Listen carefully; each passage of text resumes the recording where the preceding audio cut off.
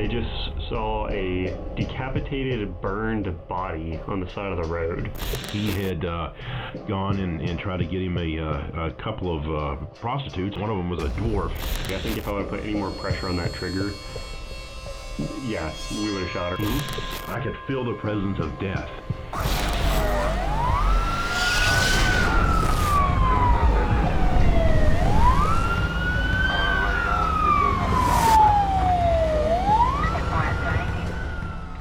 Welcome to 1023 Podcast, from on scene to on air with those who were there. Before we get started, we want to give a shout out to one of our all-time favorite companies, 1350 Apparel. 1350 Apparel is a law enforcement owned and operated apparel company based out of West Palm Beach, Florida. We here at 1023 Podcast love what they're all about, and many of us actually wear 1350 products while on duty due to the superior quality of everything they make. 1350 Apparel also worked with us to design and produce the first ever official 1023 Podcast t-shirts, which are awesome in fit, function, and style.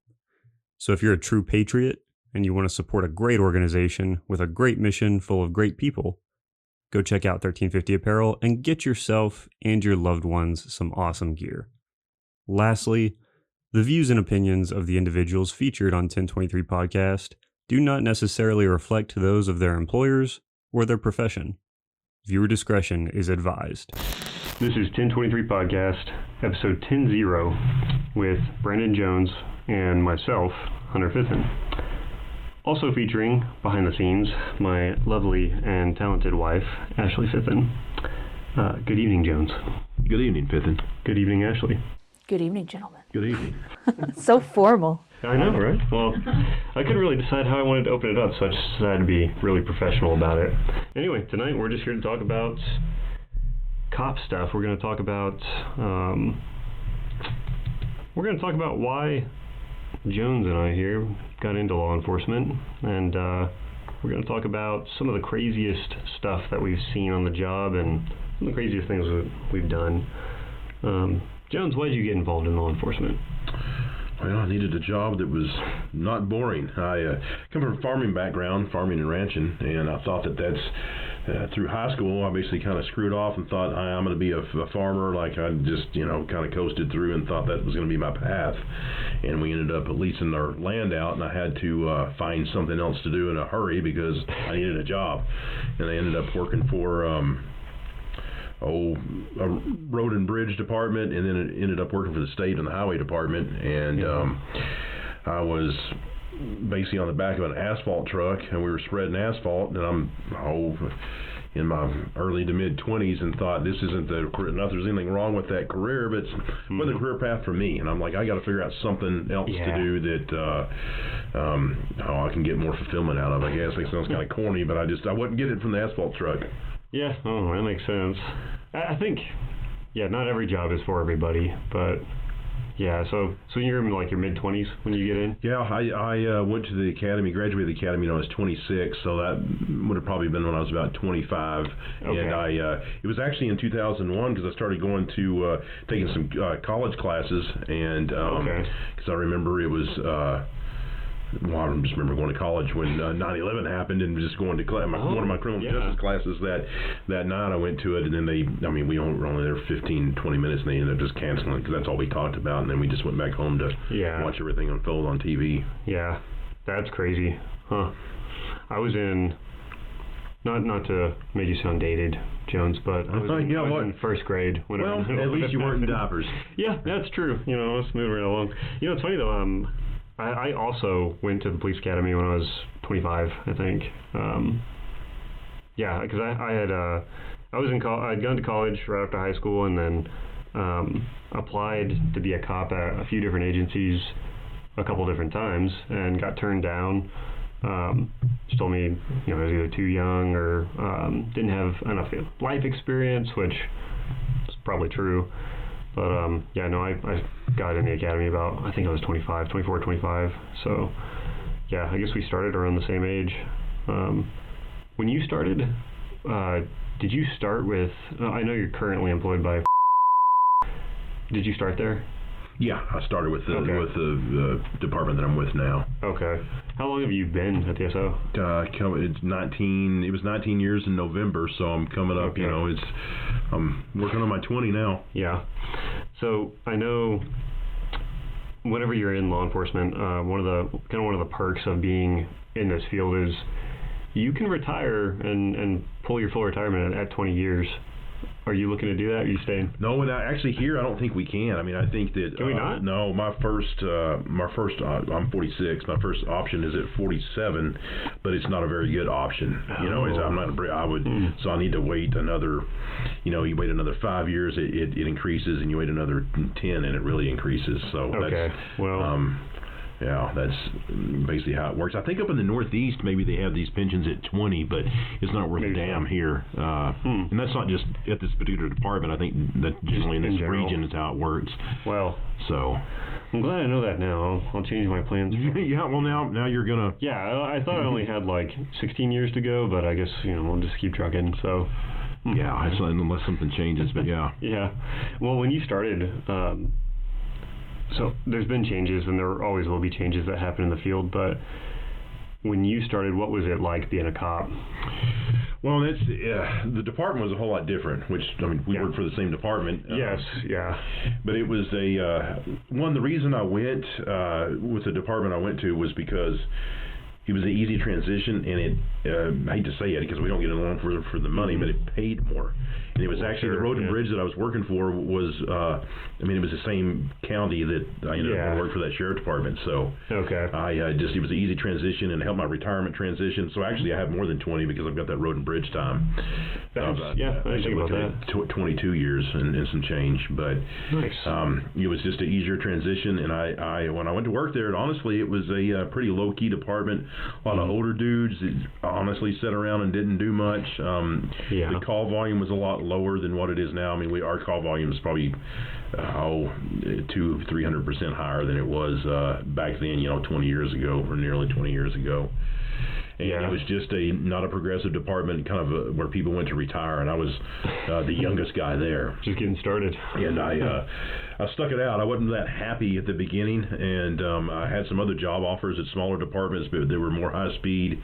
One in particular wanted me to go to work for them, $10,000 a year less, but I'd be working on the interstate, and they wanted me to do interdiction. I really thought about that, but my uncle had told me, he's like, man, you just stick it out. And he's not in law enforcement. He's actually in the oil field. Yeah. But he's like, stick it out, and you just try to be that change and try to get with other people and help affect change in your department. That's essentially what I was, myself and some others were lucky enough to do over time. And I'm glad I stayed here now because it's completely turned around, and it's a progressive department, and we've got a great group of people. So it's it's where I wanted it to be when I started, but at least it's there now.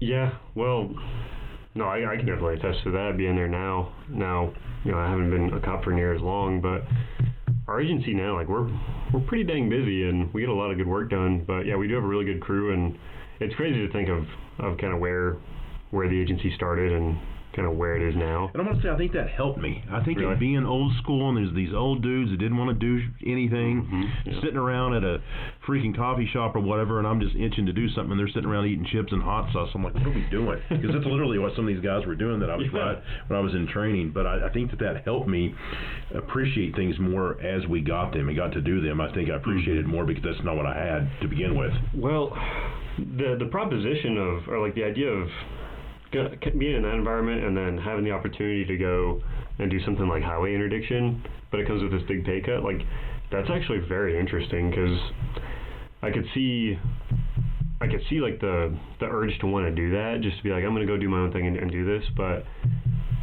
I don't know. I think there's also a lot to be said for sticking around and seeing the agency and helping it grow to where it is now. That's a pretty unique experience, I think. And to be fair, I did have some farming that I was still tied to here, so that kind of helped keep me grounded. But at the same time, I could have, I still didn't have to stay here to do that because the agency wasn't too far. It was less than an hour away. That was I was kind of possibly going to. Well, still though, but things like when it comes to money, no one. I don't want to say no one, but good cops don't really get involved in law enforcement for the money. But that doesn't mean that it's not a factor at all. Like, well, sure. I mean, you don't want to make you don't get it for the money. But you don't want to make irrational choices that affect your your family's well-being. Yeah. It's like, hey, I want to do my part. I want to go do cop work, but I'm not looking to make $10 an hour doing it, and putting my neck out on the line to barely make ends meet. So yeah, it all factors in. But currently where we work, I think we get compensated pretty well above average. No, I think it's above average for the area. Of course, we have a great tax base where we're at with different oil and gas. It's very diversified with oil and gas and ag stuff and other things. Yeah. So you get out of the sheriff's office and things are kind of we'll say low speed at that time, but what are like some of the first like exciting things you get to do as a cop? Like, well, I think I should give these people a shout out, which I don't even, some of them I haven't talked to in many years, but I had and this was at the PD. So I worked at the SO, and this was the PD that was within our county. Okay. I had a couple of guys that kind of took me in and taught me how to be a real cop, because all the people that I worked with really weren't that great at doing that. And sure. Bud Trimmel and Shane Glassy were two guys that were huge on just teaching me how to, especially, and I got into working narcotics and working dope, but they were two guys that on a street level, just in a marked unit, working dope houses and even working the highway to a certain extent, they really helped me with that. And then working informants and all, Shane Glassy was pivotal to that, and he's a huge part of my, I want to call it success, but part of me just kind of learning how to work the dope game and work informants and things like that, and having a passion for that. Yeah. He taught me. He taught me how to do that. He taught me what it'd be like the first time that, through an informant, you did a controlled buy, what it felt like to hit right and do your first search warrant. Like, everything he said was exact, and the feelings he said I would have was exactly the way it went. and he was huge. And, it's unfortunate because the department he worked kind of started going south, and he was a damn good cop, and he left because of the bullshit there. Really? And he ended up working for probably making a lot more money working for a gas and oil company as a safety guy. And now he's in the San Antonio area as a working down there, probably even with almost like a promotion. But I talked to him still on the phone. He called me the other night, and he still has that passion. It's really sad because he has that passion for law enforcement, and he can't do it. And he's doing well where he's at, but he's I don't think he's all that happy. I think he would have been much happier in he stayed in law enforcement. That shows you what one shitty leader in a department can do to the entire department. And you and I have both seen that with the departments in the area. Yes. We'll say. No, you could say that. And it's huge because it runs good. And Trimmel left too. I tell you, one of the biggest things in my law enforcement career that I've seen is good cops get pushed out the door. Yeah, I've seen more of that than almost anything, which is a tragedy. It really is. It is because, it kind of goes without saying, obviously you don't want the good cops to leave and be stuck with lower quality officers, but I don't know why. I haven't been able to put my finger on exactly why that is the way it is, why that happens. And I know it's because certain people get in leadership positions that don't really need to be in those positions. When you wonder if they feel threatened, and so they're just asses to these guys that are coming up. And people like Glassy and maybe even Trimmel, I don't think they had any aspirations of being a chief one day, and they probably would have been great chiefs had they done that, but they just wanted to do good at their job. Yeah, well, that's, all the best cops, that's all they want to do is, go get bad guys and protect innocent people and enforce the law. So they started getting shit on, and they just couldn't take it anymore, and they left, which is unfortunate for the community they were serving. Yeah, well, I don't blame them. So and I think that kind of what you pointed out with these guys helping kind of bring you up in the cop world, going from rookie to a more seasoned officer, that is super, super common. I think everyone who stays in the job, that's a very, very common thing, that they stay in because someone early on kind of took them under their wing and showed them how to do it the right way, and showed them how rewarding it can be and how fun it can be, and that sticks with you. And I think that type of I don't know what the word I'm looking for is, but that type of kind of just instruction carries over, and you you pass it on to someone else. Like it's kind of a baton type thing, I guess. But no, it's super cool. I kind of had a similar experience. So, I started out my current agency. It's not my first agency, but I worked for a local PD in this area, and very similar thing. I tried to work with the guys in the department who were really, really good and really proactive, and I was very lucky that when you're brand new, you don't get to pick which shift you're going to be assigned to, but I was hoping whenever I got hired on that I knew what shift I wanted to be on, and that's the one that I got. And it had just some rock stars on it, that just great cops, and so I got to learn from them, and it really shaped me into the cop that I try and be today. And so that can be monumental. Well, something very important with that is that people, these guys taught me how to treat people right too. Yes, yeah. And even try to how to treat bad guys right, or dopers right, or because we're not mad at them. We don't need to be assholes to them all the time. And I don't think people understand how influential a seasoned officer is to a rookie, to a younger guy. You watch these guys doing this, that, or the other, and that's what you want to do. And maybe you're not seasoned enough, or I don't know, smart enough is not the right word, but you just you watch a guy. You need to be brought up in the right environment. You need guys like that teaching you this is how you treat people. And there's a lot of street and why you do it. Yes, yeah, exactly. Well, you have to understand too, and I think a lot of guys coming out of the academy, they kind of understand it at face value, but you don't really understand it till you get out in the field. But you have a lot of power as a peace officer. Like you have the great legal power of you can take someone's freedom away. See, and that is huge. We went down to an academy trying to get some recruits. You weren't with us, were you?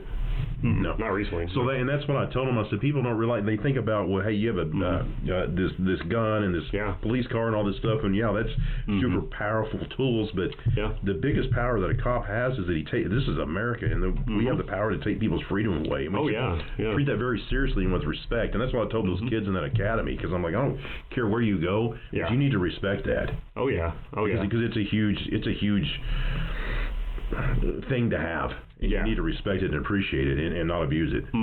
Absolutely, yeah. You need to take that? We can take a break. No, it's a spam call. Oh, okay. Well, yeah. Well, maybe we should just answer it and mess with them. Yeah, I guess we could. Actually, I wish I would have answered now. I think it's really good to... Well, like you said, so whenever I was new, whenever I was a brand new cop, I wanted to be a good cop. I wanted to be viewed by my peers and viewed by the community as, one of the good cops. Like if people were ever, sitting down at the local cafe talking about, the local police force, I would want to be one that's named or like viewed favorably, and not like this guy's garbage. Like he just sits down and doesn't do anything or writes people tickets for no reason or whatever. But being able to learn from guys who were good was extremely beneficial to me, and I wanted to emulate that. And so, I don't know, it sticks with you. But no, it's a big deal. Well, and then you can pass that on to the people that come up under you, and then it's just the citizens have a better view of the officers, the deputies. I mean, it's something so little is really huge. Yeah, and that is a very overlooked aspect, I think, where, so, as well as I do, in law enforcement, we get called to handle a lot of situations that are not necessarily really a law enforcement issue, where we'll get called to, here's a good example. There's an elderly lady, and she keeps calling 911, and she's telling the dispatchers a bunch of crazy things that don't really make any sense. Well, she's not really breaking any laws or doing anything illegal or trying to report a crime or anything, but they're going to send an officer out to go talk to her, to check on her or whatever. And it's like, we're not there for like a law enforcement duty at that time, but like you are going out to essentially just be a good man and go talk to this lady and see what she's upset about. And who else is going to do it? And there's a debate in law enforcement, especially nationally, that police do things like this. And do we like going to calls like that? And number one is and when I would train people, which I didn't train you, but when I train these younger guys, I'd be like, hey, why don't you treat and this isn't BS, this is what I would tell them. Hey, imagine that with your grandma or your sister or your dad or your brother or whoever. How would you want them to be treated? Well, that's how you should treat these people. And if your grandma was making these phone calls and freaked out for whatever reason, would you want the cop to come there and be nice? And number one, come there, like go to that call. Go talk to her. Because maybe she's a crazy old lady, or maybe there actually is a guy trying to steal, something out of her car or something. Who knows? But and who else is going? And just like with the mental health stuff, like I get that's out of the law enforcement, like criminal justice scope, but at the same time, who else is going to go? And those people need help too, even if it's a total, which it often is, a cluster. But who else is going to deal with that? The short answer is no one. No one else is going to do it. There's no other agency that is publicly funded to deal with those specific types of issues. And again, if that's your brother, your cousin, your mom, your dad, I mean, and I know that there's some cities that are sending, I guess, social workers, psychiatrists out there. Okay, but they don't have the field experience of law enforcement has done this for so long that they become real, and not every time they're out batting 100%, but no one is. They do better than anybody else because they get more training and experience in it. And then the seasoned guys, they typically train their young people, their young officers, how to deal with the situation. And so it's they're the most experienced group of people to do that as law enforcement. Even though I guarantee you could interview and maybe one day we'll have somebody in here that disagrees with us, but cops they don't want to have to deal with it. But I mean, you can't convince me otherwise that there's nobody else to do it. I mean, and I don't like going to every one of them. I mean, a lot of times they suck in their clusters. But it's something that I think that's just part of our job, whether we like it or not. It is. Well, and law enforcement a lot of times becomes kind of a catch-all.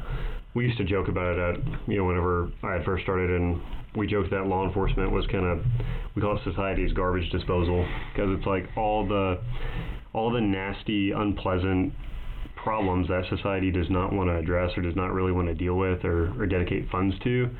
Ultimately, you just end up becoming a law enforcement issue. Well, and we can sit at a restaurant. Any cop in America can probably have a story similar to this. I've had people ask me, well, how far is it to so-and-so town? And I've had one person a long time ago, but they were telling me, and I think she was an older lady, maybe it was her son, but they'd been cheated on, and she thought it was wrong. And I'm like, well, man, that's not a criminal. This is me just trying to eat in a restaurant, but she's telling me, which is a moral thing, but people can confuse that with criminal justice, but it's... People would be shocked to what people come up to officers, deputies, and just talk about. It's wrong. I think you had that happen to you today at lunch, as a matter of fact. I was going to say, people report moral crimes of moral indecency all the time, and it's you get really good at very kindly explaining to people, like, you know what, like I'm totally on board with you, I'm tracking with you, that really sucks, I feel for you. But not a crime, It is what it is. But at the same time, we're giving them a service by sitting there talking, and we can't, shank other calls or spend too much time there. But we just, give a few minutes. What's an extra 2 or 3 minutes out of your day? It's nothing really. I mean, it's nothing. And sometimes that 2 or 3 minutes turns into an hour, and you can't get away. But that's usually because your shift mates leave you out to dry. Well, and then they laugh at you while you're on that call. Fithen took that when we got away with it. It's all part of the experience. I think who the real MVPs though are whenever you get a mental health call. And my prior agency, we had beats that we worked and everything. But if you had the crazy lady that every time she calls it's going to be some kind of cluster like that. You have someone on your shift who are like, it's in your beat and it's your job to go deal with them, but you dealt with them last time, and someone will like, okay, fine, fair is fair, I'll take it. MVP for sure. Well, and that just made me think of something that as just when I was training guys, or even after they were trained, and then out on the street when I was running a shift, something that's kind of an interesting. Something I would have to do, or felt I needed to do, was make sure that they saw the, I don't know, gore, the death, just bad things. And there was, I don't want to get into too much of the detail. There was a very super bad car wreck, and there was younger kids involved that had perished. And I remember having one of my deputies. I'm like, hey, I need you to, like, the fireman needed help doing some stuff. I'm like, I need you to go help him. Well, I feel guilty. Because I was like, man, because it was super bad. I mean, because there had been a fire and it was very, very bad. And I remember just having some guilt for that. And then we had, some of the parents showed up on scene and we had to talk to them.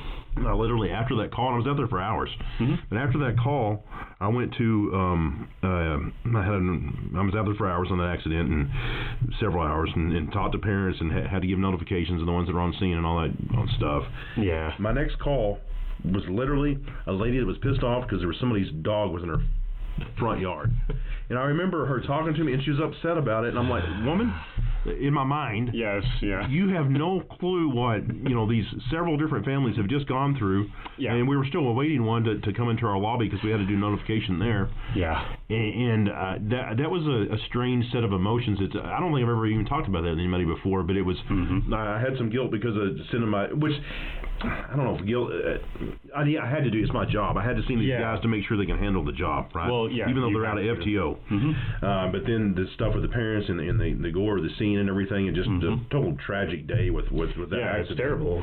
And then you go and somebody's pissed off and she has no idea what I just been to, right? Yeah. Or what happened to these families. But yes, that's something I think people don't understand about cop work either. Is that you go from this hardcore stuff to a freaking dog, pissing in somebody's yard, and it's the biggest fucking problem of the week. These folks. It's some wild, just social whiplash, basically, because you go from the like super horrific, god awful, post-traumatic stress-inducing scene to something silly like that, where it's like, to this lady with the dog call, that's like the worst thing that's happened to her all week. And when I was like angry at her inside, I'm like, lady, but again, it wasn't her fault. The exact same thing. And I think I worked through the call pretty well. I don't think she had any idea that I was like, lady, what the hell? You don't know what a real problem is right now.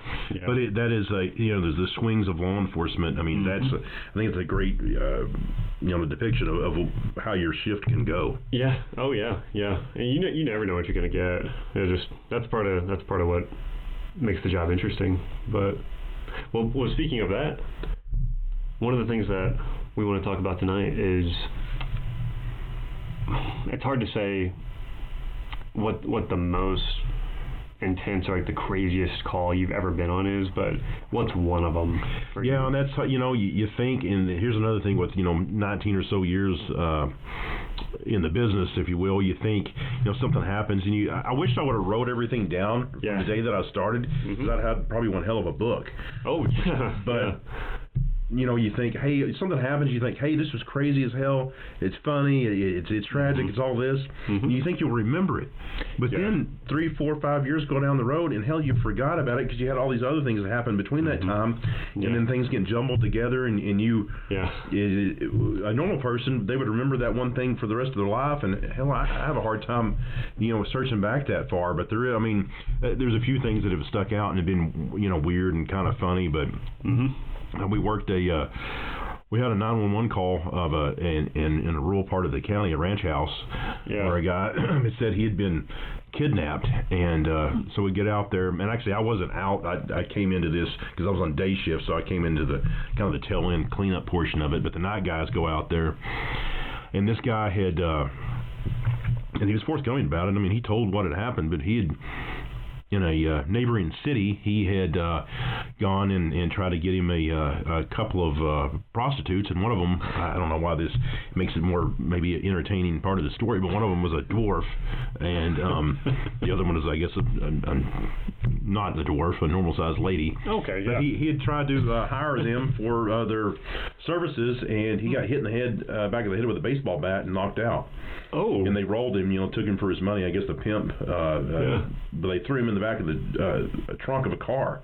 So he's wakes up in the trunk, and he just knows, he feels them driving around and can hear them talk. It's like a freaking movie, dude. It's like, this really happened. So they're driving around all over in that city, this to our south, and Well, they ended up driving him. He says he basically feels the turn stop, and he can tell that they're on a highway now, and they're just driving and driving. Okay. Well, they eventually stop, and so he plays dead. They take him out of the trunk, throw him in the ditch, and then they kick him a couple of times for good measure, and they think obviously think he's dead. So they close the trunk, drive off. He waits long enough where he thinks they're gone. Yeah. Gets up, stands up, and he's out in the middle of like hardcore nowhere in the county that we work in, and he can see some lights at a distance, and he can see the lights of our main city in our county at 20 miles away. So he walks to a ranch house, knocks on the door, nobody's there. He breaks in and calls 911, and that's how law enforcement gets there. God. He didn't even know his address. Didn't know what county he was, city. He didn't have a clue where he was at. Interesting. So deputies get there and start working the case, but the rancher wanted to file charges on him for burglary. Really? And he was pissed. We had to talk him out of it because he was he broke into my. Well, dude, he was trying to get away from like a crazy pimp and some prostitutes. The dude did an emergency situation. Yeah. Like, I think maybe we should cut him some slack. That is so insane though, because the way you described that call, like coming out, like the way it comes out. Like me, I haven't been a cop for near as long as you have, but for the past going on a little over 4 years now, that sounds like you're about to deal with a crazy person or someone. Well, sure, you wouldn't, but I don't know what they're. I'm sure that's what the guys that's what I would be that call was thinking. Like, well, this is a 1096, a crazy guy. Yeah. And he's having delusions, probably on meth or something. Yeah. And they get there, and it was a real deal. All this had really happened to him. He legit was kidnapped and beaten by a midget hooker and a normal size hooker and her pimp. Her pimp. That's it's wild, dude. I mean, a newspaper, and they never ended up calling me back, but they wanted to know the same question. Yeah. And for whatever reason, I guess I was there, and so they wanted to talk to me. Uh-huh. Well, that was a story I was going to tell them, which I don't know. Maybe it's a good thing they didn't call back because that might have been too not G enough for one of the local newspapers. Well, I don't know. I think they would have ran with it. That's entertaining. Pretty good. Yeah. That's wild, though. Wow. Yeah, so, funny enough, I guessed that I'm determined to get him on this podcast. I think we both are. We're going to get him on here at some point. He also has a very interesting midget story. Oh, yes, he does. Yes, yeah. He has a more dangerous one than mine. I mean, you already know who I'm talking about. Yeah, it's legendary. So, we'll get him on here, but... Probably the only cop in the country, I would think, that has experienced that situation with all the factors rolled into that.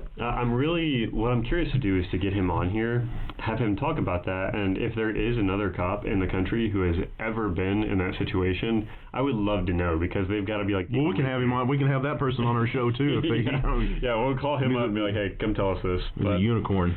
Yeah, there's just wild stuff like that. Yeah, do you remember... So there's wild calls like that are kind of spaced out. Like, not every day something like that happens, but it's more often than people think. Do you remember your first call you ever got? Like I guess I should specify. So no. I know for those in the audience who may not be aware, in the law enforcement world, when you go through a police academy and you pass the Texas or your state peace officer exam, and you become a licensed peace officer, you get hired by an agency.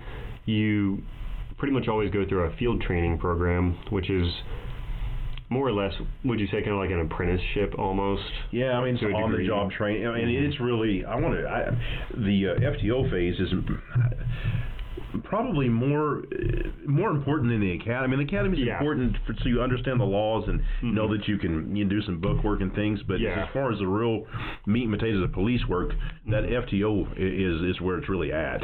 Someone told me one time, and I liked the way they explained it, and I've never forgot it. Is they said, the police academy gets you ready for field training, and field training gets you ready to be a cop. Yeah. But you don't come out of the police academy ready to be a cop. No.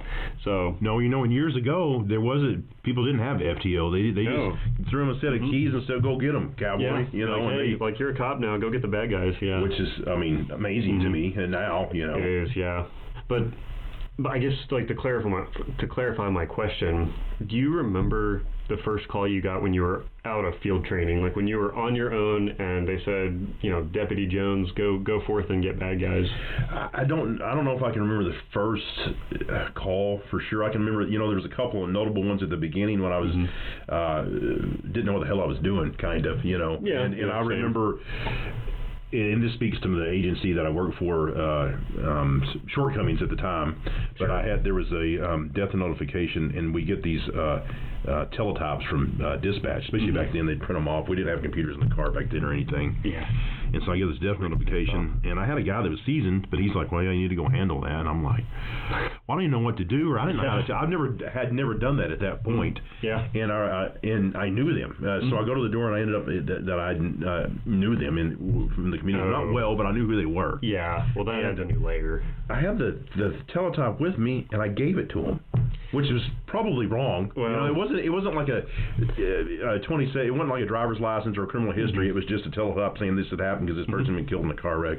Yeah. And I told them, and I had it in my hand, and she was crying, and I'm just like, and I gave it to her, and she was like, "Thank you," and I'm like, well, now I'm like, what the hell? Like, what was I doing? So I remember. I mean, that's one of the first calls on my own that I did, and I totally screwed it up. Everyone does that. Everyone has those screw-up calls, but that's one of those things where doing a death notification, I think, is one of the hardest things that you're tasked with doing in law enforcement, because it sounds easy on paper. It's like, hey, just like the job is to go to these people and inform them that their loved one has passed away. It's like, okay, well, that sounds easy, and then when you come face to face with those people, it is not easy. And no, I've never had to do it with anyone that I knew, like, personally. So I can't imagine having to do that. I think that would make it even more difficult. Well, it's the worst, and even if you don't know them, just maybe being on scene and you, I mean, there's several things I could talk about there, but it's that's the worst part. To me, that's way worse than the gore or seeing the actual dead bodies or people that have been mangled and shot themselves and all that.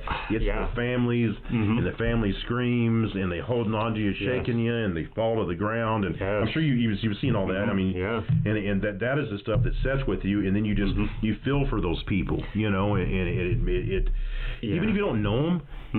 It's almost like there's somebody because you know their emotion. Well, and you feel that. And you know that just as a fellow human being, like, whenever you're like on your way to talk to them, you know that the information that you were about to tell them is more than likely going to be the worst, if not one of the worst things that they have ever heard, ever. Like the worst news they've ever received.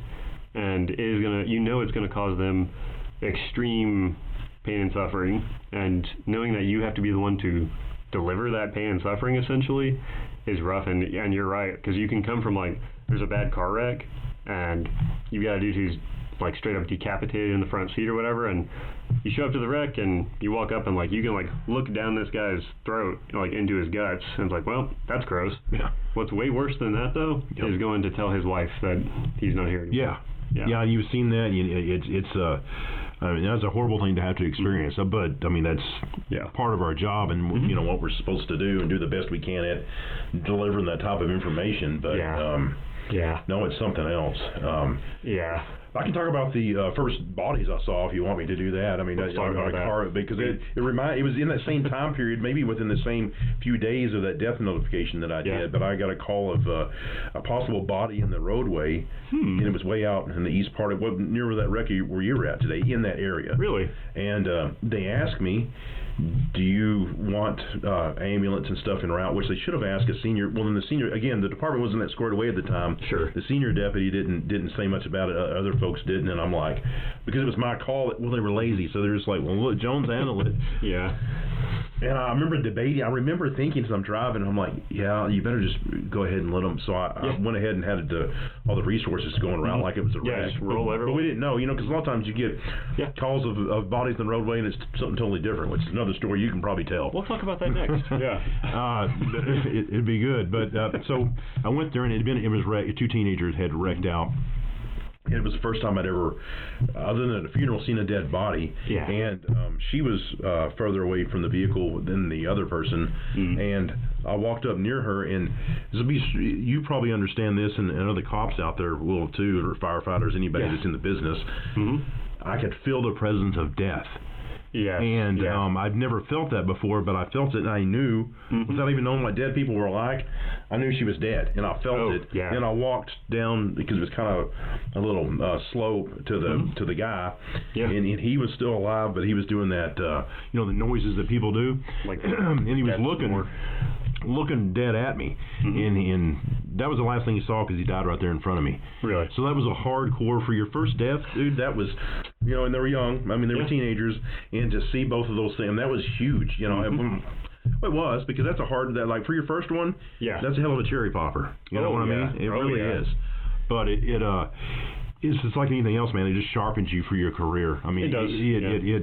I learned from that experience, learned to handle things, and just went on from there. But those are super Ricky Jones. Those are two things there that I can remember. But I never thought about my first ever call, but I wish I could remember it. Well, see, the reason I ask is because I saw on, I think it was a different cop podcast, or they had someone who was a cop that was a guest on it, but they're asking him that, and he actually remembered his very first one, and I thought that was interesting, and I just so happened to remember my first one because it was really extreme, and it's not a big long story, but I literally, I get hired on at my first agency, and I'm not even fully kitted out yet. I don't have a body camera issued to me. I don't even think I had a radio yet, but I had showed up in uniform and everything, but it was policy manual day, so I'm there to sit down and read the agency policy and sign off on it saying I understand it and will abide by it.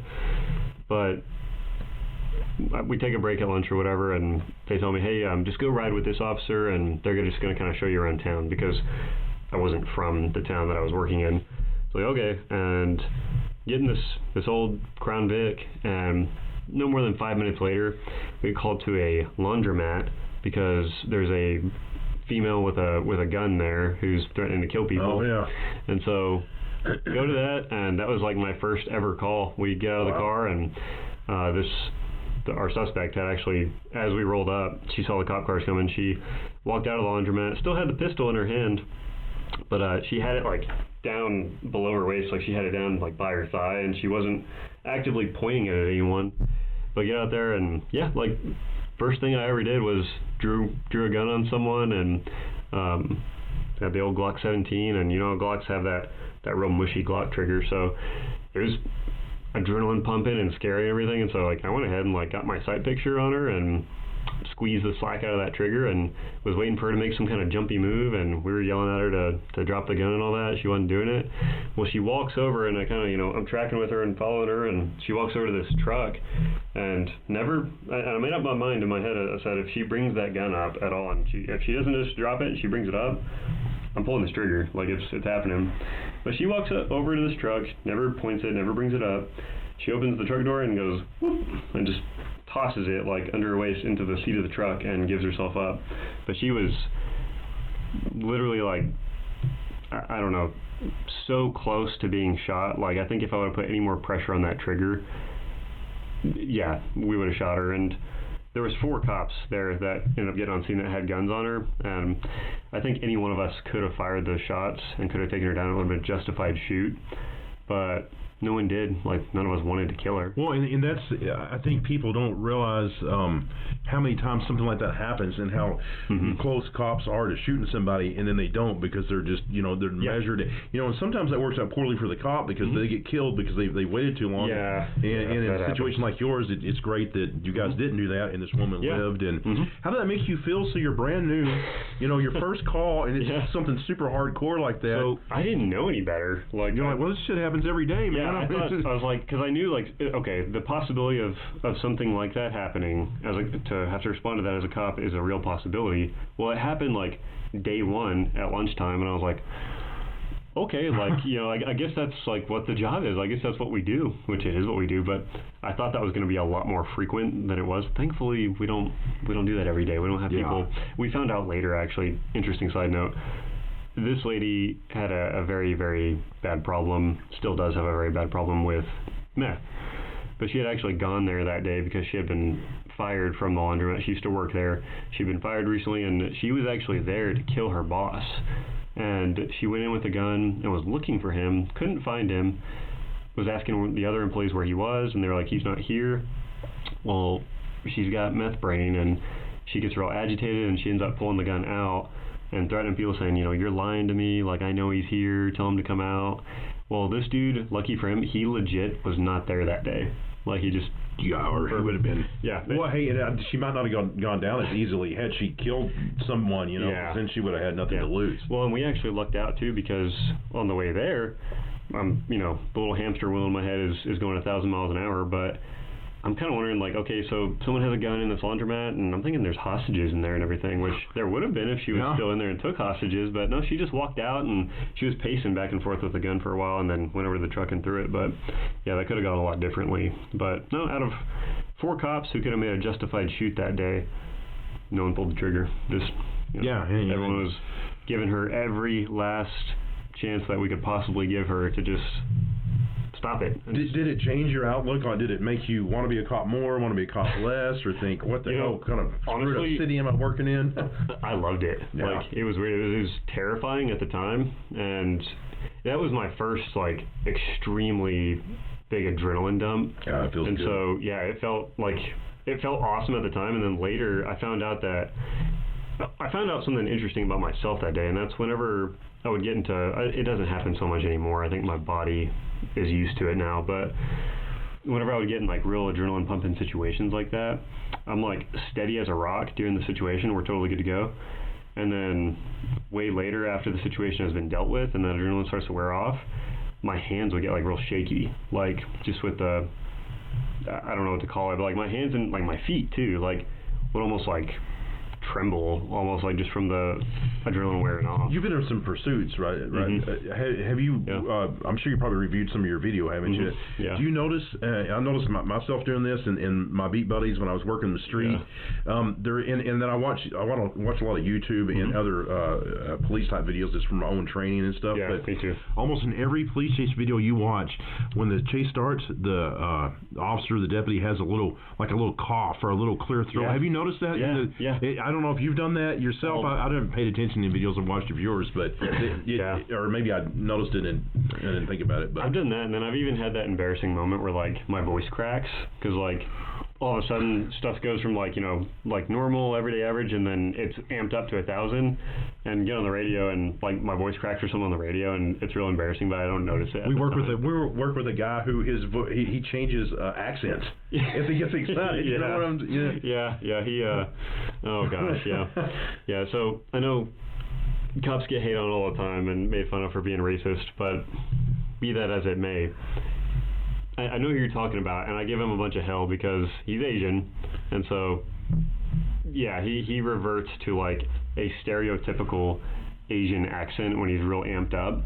And then what's funny is that he grew up around here in Texas, and so when he's not super amped up, he sounds like real cowboy. He sounds like a hick. Yeah, he's an Asian dude with a hick, this hardcore West Texas accent, and then he's in this wild stuff, and it's funny to watch his body cam and stuff. It's super funny, and he knows he's a good sport about it and everything, but he's super stereotypical hick, has his dip in, sounds hick and everything. Well, I guarantee you the people that when he handles something over the phone, they haven't seen him, they think this is some kind of corn-fed cowboy, white dude. I guarantee you they're thinking that. I promise you they think that, So it's funny though. But I've noticed that in pursuits and with other situations where there's little nervous ticks like that adrenaline shoots up and weird things happen, and then it kind of stabilizes, and then later it wears off. But so it's interesting. But that first situation, that first call, if you will, that I ever went on, it gave me it almost kind of warped my perception of law enforcement at first, because and then you need that. Well, that adrenaline feels good. Yes. It's hard to explain, but it feels like you want it. Well, and you get terms like adrenaline junkie, people who are adrenaline junkies, but cops are definitely adrenaline junkies. There's no doubt, because Yeah, it feels great. Like, Yeah, and not even just, obviously having to point your gun at somebody because they've got a gun, but it could be a vehicle pursuit where it could even be, I'm going to put it this way, any type of hardcore scene that you're going even en route to or whatever, it's just, sometimes we're en route to stuff like that and then we get 22 disregarded because it's not exactly what they initially thought it was. Yes. But you get that adrenaline spike on your way and then it just, it kind of sucks as a hardcore, like just dropping off a cliff, you're like, oh, it didn't happen. It didn't happen, yeah. Yeah, it's very, it's a letdown, so. Yeah. It's like being on a date and think things are going to go one way and then they end up going another. And that's exactly what it is. Yeah. So, well, one thing I want to circle back to real quick before I forget. So, talking about, you mentioned calls that come out weird. Well, we were talking about bodies in the road. Oh yeah. I did want to cover that because it's funny. But you went to this, right? Yeah. So. I don't know if I was the original unit dispatched to it or if I was backup, but we get this call. Someone calls our 911 dispatch and says that they're driving down the highway and they just saw a decapitated, burned body on the side of the road. And, well, that's weird. That's one of those where my first thought was like, I think whoever called this in might be mental or maybe they're high or something, but like there's no way there's a decapitated, burned body on the side of the highway in our county. Well, we go out to canvass this area and check it out. Sure enough, it appears to me as I drive by that there is in fact I can't tell if it's a burned, decapitated body. There does appear to be a naked body on the side of the road. And walk over there, and it's like off the shoulder where there's like a little rest stop for truckers, and so there's like a line of dumpsters, and it looks like there's a body next to these dumpsters. Walk up to it, and as I get closer, I can tell a couple things. I can tell, one, this is not a burned body. Two, it is decapitated. Three, not human, but it looks human. And long story short, it turns out to be a very advanced, very hyper-realistic sex doll. And it had no head. And we don't know how it got there. My assumption is that maybe the head was the best part of it, and then the guy that owned it kept that and just got rid of the rest of it. Well, here's the thing. So it has no head, and we're kind of wondering, well, do we really have a criminal offense here? No, I mean, maybe some littering, maybe, but there's a dumpster right here, so we'll just throw it in the dumpster. Well, my shift partner at the time, he gets there and walks up, and he pretty quickly grasps like what we have found, and he's laughing, I'm laughing, and we're like, well, let's just throw it in this dumpster nearby. Well, I go to pick it up, and it's slimy. Like, it's slick. And so I grabbed this dummy, basically. Did you have your gloves on at least? Yes, I did put my gloves on. What I should have done is I should have put like the disposable rubber gloves. I put my actual patrol gloves on. So I wish I would not have done that because they got slick with something. I don't really want to know what it was, but I grabbed this dummy around the arms and I'm like trying to pick it up, and I find out that the weight of this dummy is very realistic. Like, it probably weighs like 90 to 100 pounds. Like, it's a very realistic toy here. And so I'm trying to pick it up, but it's like sliding out from under me, and it's just getting this nasty shit all over my uniform. And so my friend here is dying laughing at me, but he agrees. He gets the ankles, and I get the dummy by the wrists, and we just give this lady the old heave-ho into the dumpster. But yeah, it was nasty. And then we were puzzled as to like where the head was, and by this time the shift sergeant has arrived on scene and is wondering what is going on. And so it gets explained to him like what we just did, and we decide, you know what, we're gonna keep getting repeat calls on this sex doll if we don't like conceal it, because we just threw this headless sex doll in a dumpster. Like, I guarantee you the next trucker that comes through here is going to go throw something away, and they're going to look in there. We're going to get another call about a body in a dumpster now, whatever. So we decided to give the sex doll some dignity. We found in the ditch nearby, someone threw an old blanket out the window. Well, we got the blanket, and we covered her up and, gave her her last rites. also in the ditch, I find the head. Oh. Yeah, so... Had he thrown it out? Well, he could have thrown it out when he was moving, right? It was too heavy. I don't know. It was pretty heavy, and so I don't know how he did it, but I found the head and go up and like, well, I'm already nasty, so I'm going to pick up the head too, and I'll throw it away. Well, then I get this good idea, and I'm like, you know what? I'm going to walk it over to Sarge and show it to him and freak him out. So I grabbed the head by the hair and pick it up, and I don't want to venture to say what it was, but some fluids like leak out of the throat. Yeah. Some very creamy fluids. Yeah. So that was gross. Well, she had one last for all before. Yeah. She left definitely. Yeah. So I walk over to, so my sergeant is sitting in his patrol unit, and I walk up to him. You know, of course, I hold this thing up, and it's still dripping stuff, and I'm like, Sarge, look at what I found, and he's like, you know, like, get that shit away from me. Like, you know what I mean? So I take it back over, and we put the head with the body and cover it up and everything. But yeah, and the whole time this is going on, about the same time that me and my partner actually picked the dummy up to throw it in the dumpster, there is now like an audience forming on the side of the road because people are driving by, and it looks like these cops are out like with a body on the ground, and whoa, and so people are stopping, and like you can see people parked on the other side of the highway with their phones out, and you know, they're definitely putting that on Snapchat, and we're probably on YouTube somewhere. But yeah, at this point, like, there's quite the audience and everything, and people are dying laughing on the other side of the highway. But yeah, they got to see us dispose of this very well used sex doll. And I still think to this day that whoever left it out there is probably some kind of psycho. Like, probably had this thing for a while and had this demented train of thought, like, I'm going to decapitate this doll and throw her out. Had it snapped off, or did he like sever it somehow? I couldn't tell. I couldn't tell. Like, I don't know how, but like it was a well-made sex doll. Like, she had like a metal and like hardened plastic skeleton, and so I don't know. Like, I feel like you would have had to cut the rubber skin and everything off, but you would have had to like actually break, if you will, the neck to get the head off. But that's what happened. And so yeah, and it's weird, like, we know that, you know, he couldn't have just like thrown her out of the truck and kept going over and like it snapped her head off, because her head was like way farther away than her body was. So I'm tempted to say that like the body, like the head got chunked out and then the body got chunked out, but I don't know. It was super weird. Yeah, I'd say so. He's probably some kind of suspect, and he's a serial killer across the United States running the interstates. You know? That's what I think. I think that was his first victim. I think that's my closest brush with a serial killer so far. So, yeah, but that was interesting. So, yeah, I don't know. You go from like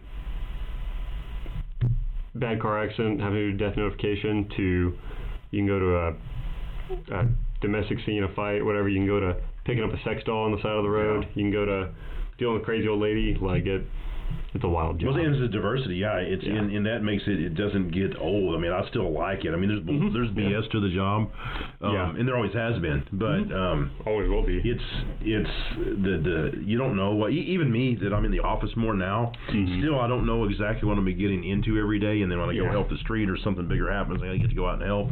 It's that unknown that draws you, it keeps you coming back for more, because it's like, I don't know, watching some popular Netflix series and you don't know what the next episode's going to be. That's kind of what law enforcement is like. It's very much like that, yeah. Like, every day is a new episode, and you get to be part of it. And that's not to trivialize it, but that's kind of what it feels like, and it's cool. It's fun. But yeah, and I think that combined with like the almost like, I don't want to call it like an addiction to adrenaline, but you definitely, I think the longer you do it, you might get used to like those adrenaline dumps from like those high-speed situations. Like, let's say you're in a pursuit. Like, I feel way different getting into a pursuit now than I did the first couple I got into. I think you just get better at handling it, though. I mean, you get better at handling it. You focus on your breathing, and you think about, but the experience is just the same as it was the first time you did it. Yeah, you know, I mean, it hits. Yeah. You get better at that's a good way to phrase it. Like, you get better at handling it But yeah, you're always chasing it. Like you kind of like find yourself like, man, it'd be cool if we got into a pursuit today because that's fun. Well, isn't it crazy? You're like, and they pay me to do this. Now, and sometimes they need to pay me to be there because it sucks. But other times I'm like, man, I can't believe they pay me to do this job because it's freaking fun. Oh yeah, yeah. Well, like I like to get paid to deal with crazy ladies and try and help people out whenever their stuff gets stolen or whatever. But whenever it's like, hey, we want you to drive cars real fast and I don't know, fight some dude or do something that's super high intensity and fun. Getting paid for it is the best thing in the world. Like, well, and I think something that, and you'll know, but I think people should know is that I'm sure you may have too. I'm sure there's cops out there that have. I've been in car chases with people, and we took this dude over because our interview room wasn't working, so we took him over to the PD and interviewed him after the chase. He's in a stolen car, had a stolen gun, and I actually pulled up. I was just covering a call for the city, and walked up there, and it was just nonchalant. I was a little bit. Wasn't on point as it should have been, but the dude, because I figured it was some BS call, like we did get too complacent is what I'm looking for. So the dude backs up and hauls ass, and I get in this wild ass chase with him. But walking back after this chase, and I ended up kind of pitting him, and the car caught on fire and all kinds of crazy stuff. Well, walking back, because it was our departments are kind of across the street from each other. Walking back with him to the jail, it was almost like you and I, like partners, were talking. I'm like, because he was like, bro, he goes, I could have, if I hadn't had that extra long expedition, I could have outmaneuvered you and got away. I'm like, you aren't getting away from me, man. I was on your ass the whole time. But like, he wasn't mad at me, and we were talking almost like we were. I don't want to say partners. That's too strong of a word, but we damn sure weren't enemies. You know what I mean? I had a job to do. He knew what he'd done was wrong, right? He'd stolen. He was on meth. He'd stolen his car. He did all this shit. But it was. We talked about the pursuit like we were just two cops at the taking a coffee break afterwards or something. But it was different perspectives of it because But he was bragging about how had the vehicle not been so long, he would have been able to maneuver and got away from me. But I think that's something people don't realize. I guarantee a lot of cops do that, and we're not. I didn't want to punch him in the face. I just hey, you got to go to jail. This is business, my job, and he was cool with it. Yeah, well, it's kind of like you said earlier, like kind of when we started talking, like a lot of the people that we end up dealing with who are committing crimes, they're bad guys or they're just making a poor decision or whatever. Like, we're not really mad at them. No. Like, it's not like, oh man, like I'm gonna catch this guy and wring his neck or whatever. It's like, I'm gonna capture you because that's my job. But like afterward, it's exactly that. It's like, it's almost like you just like, I don't know, play football against each other and you're talking about the game almost. Like, like somebody from the opposing team. Yes, sure.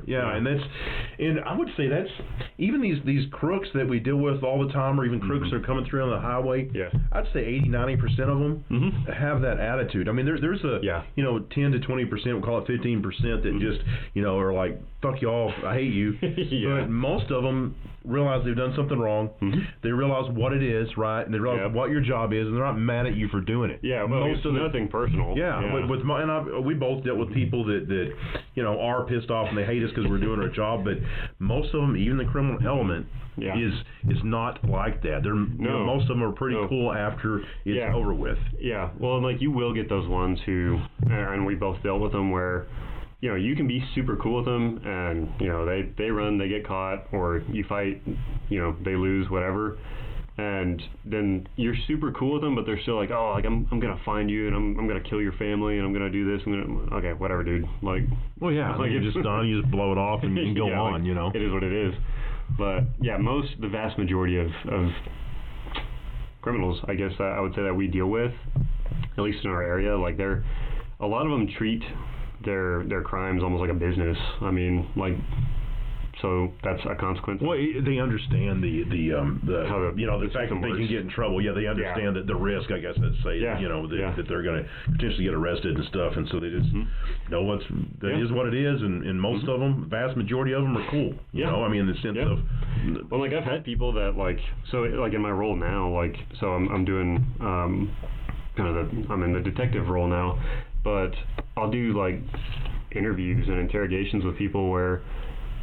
They know they messed up, I know they messed up, and we're talking about, like, it's pretty casual conversation, surprisingly. Like, it's kind of just like, well, like, you got me, but, like, man, like, when did you know? They'll ask me that. Like, did you know, like, like they want to know how I found out or whatever, and they're just kind of curious. Like, I guess I think some of that's so they can do it better next time, and some of it's I think because they're just genuinely. It's eating at them like, man. I think they have a little bit overinflated version of themselves. I think they think they're able to outsmart you, or that nobody's going to know what they're doing, and you get them in there, and they're kind of like blown away, like, oh, well, hell, he really does realize what I'm. A lot of people think that they are not going to get caught, and it's kind of funny too, because a lot of people that I'll talk to in this role, like they think that they're either never going to get caught, or they think that if they do get caught, then they're going to be able to fool us somehow, and. That's generally not the case. Does it happen sometimes? Yeah, if you don't have enough information to go off of, then okay, maybe someone's going to lie to your face and you're never going to know. But more often than not, that people just are not as crafty as they think they are.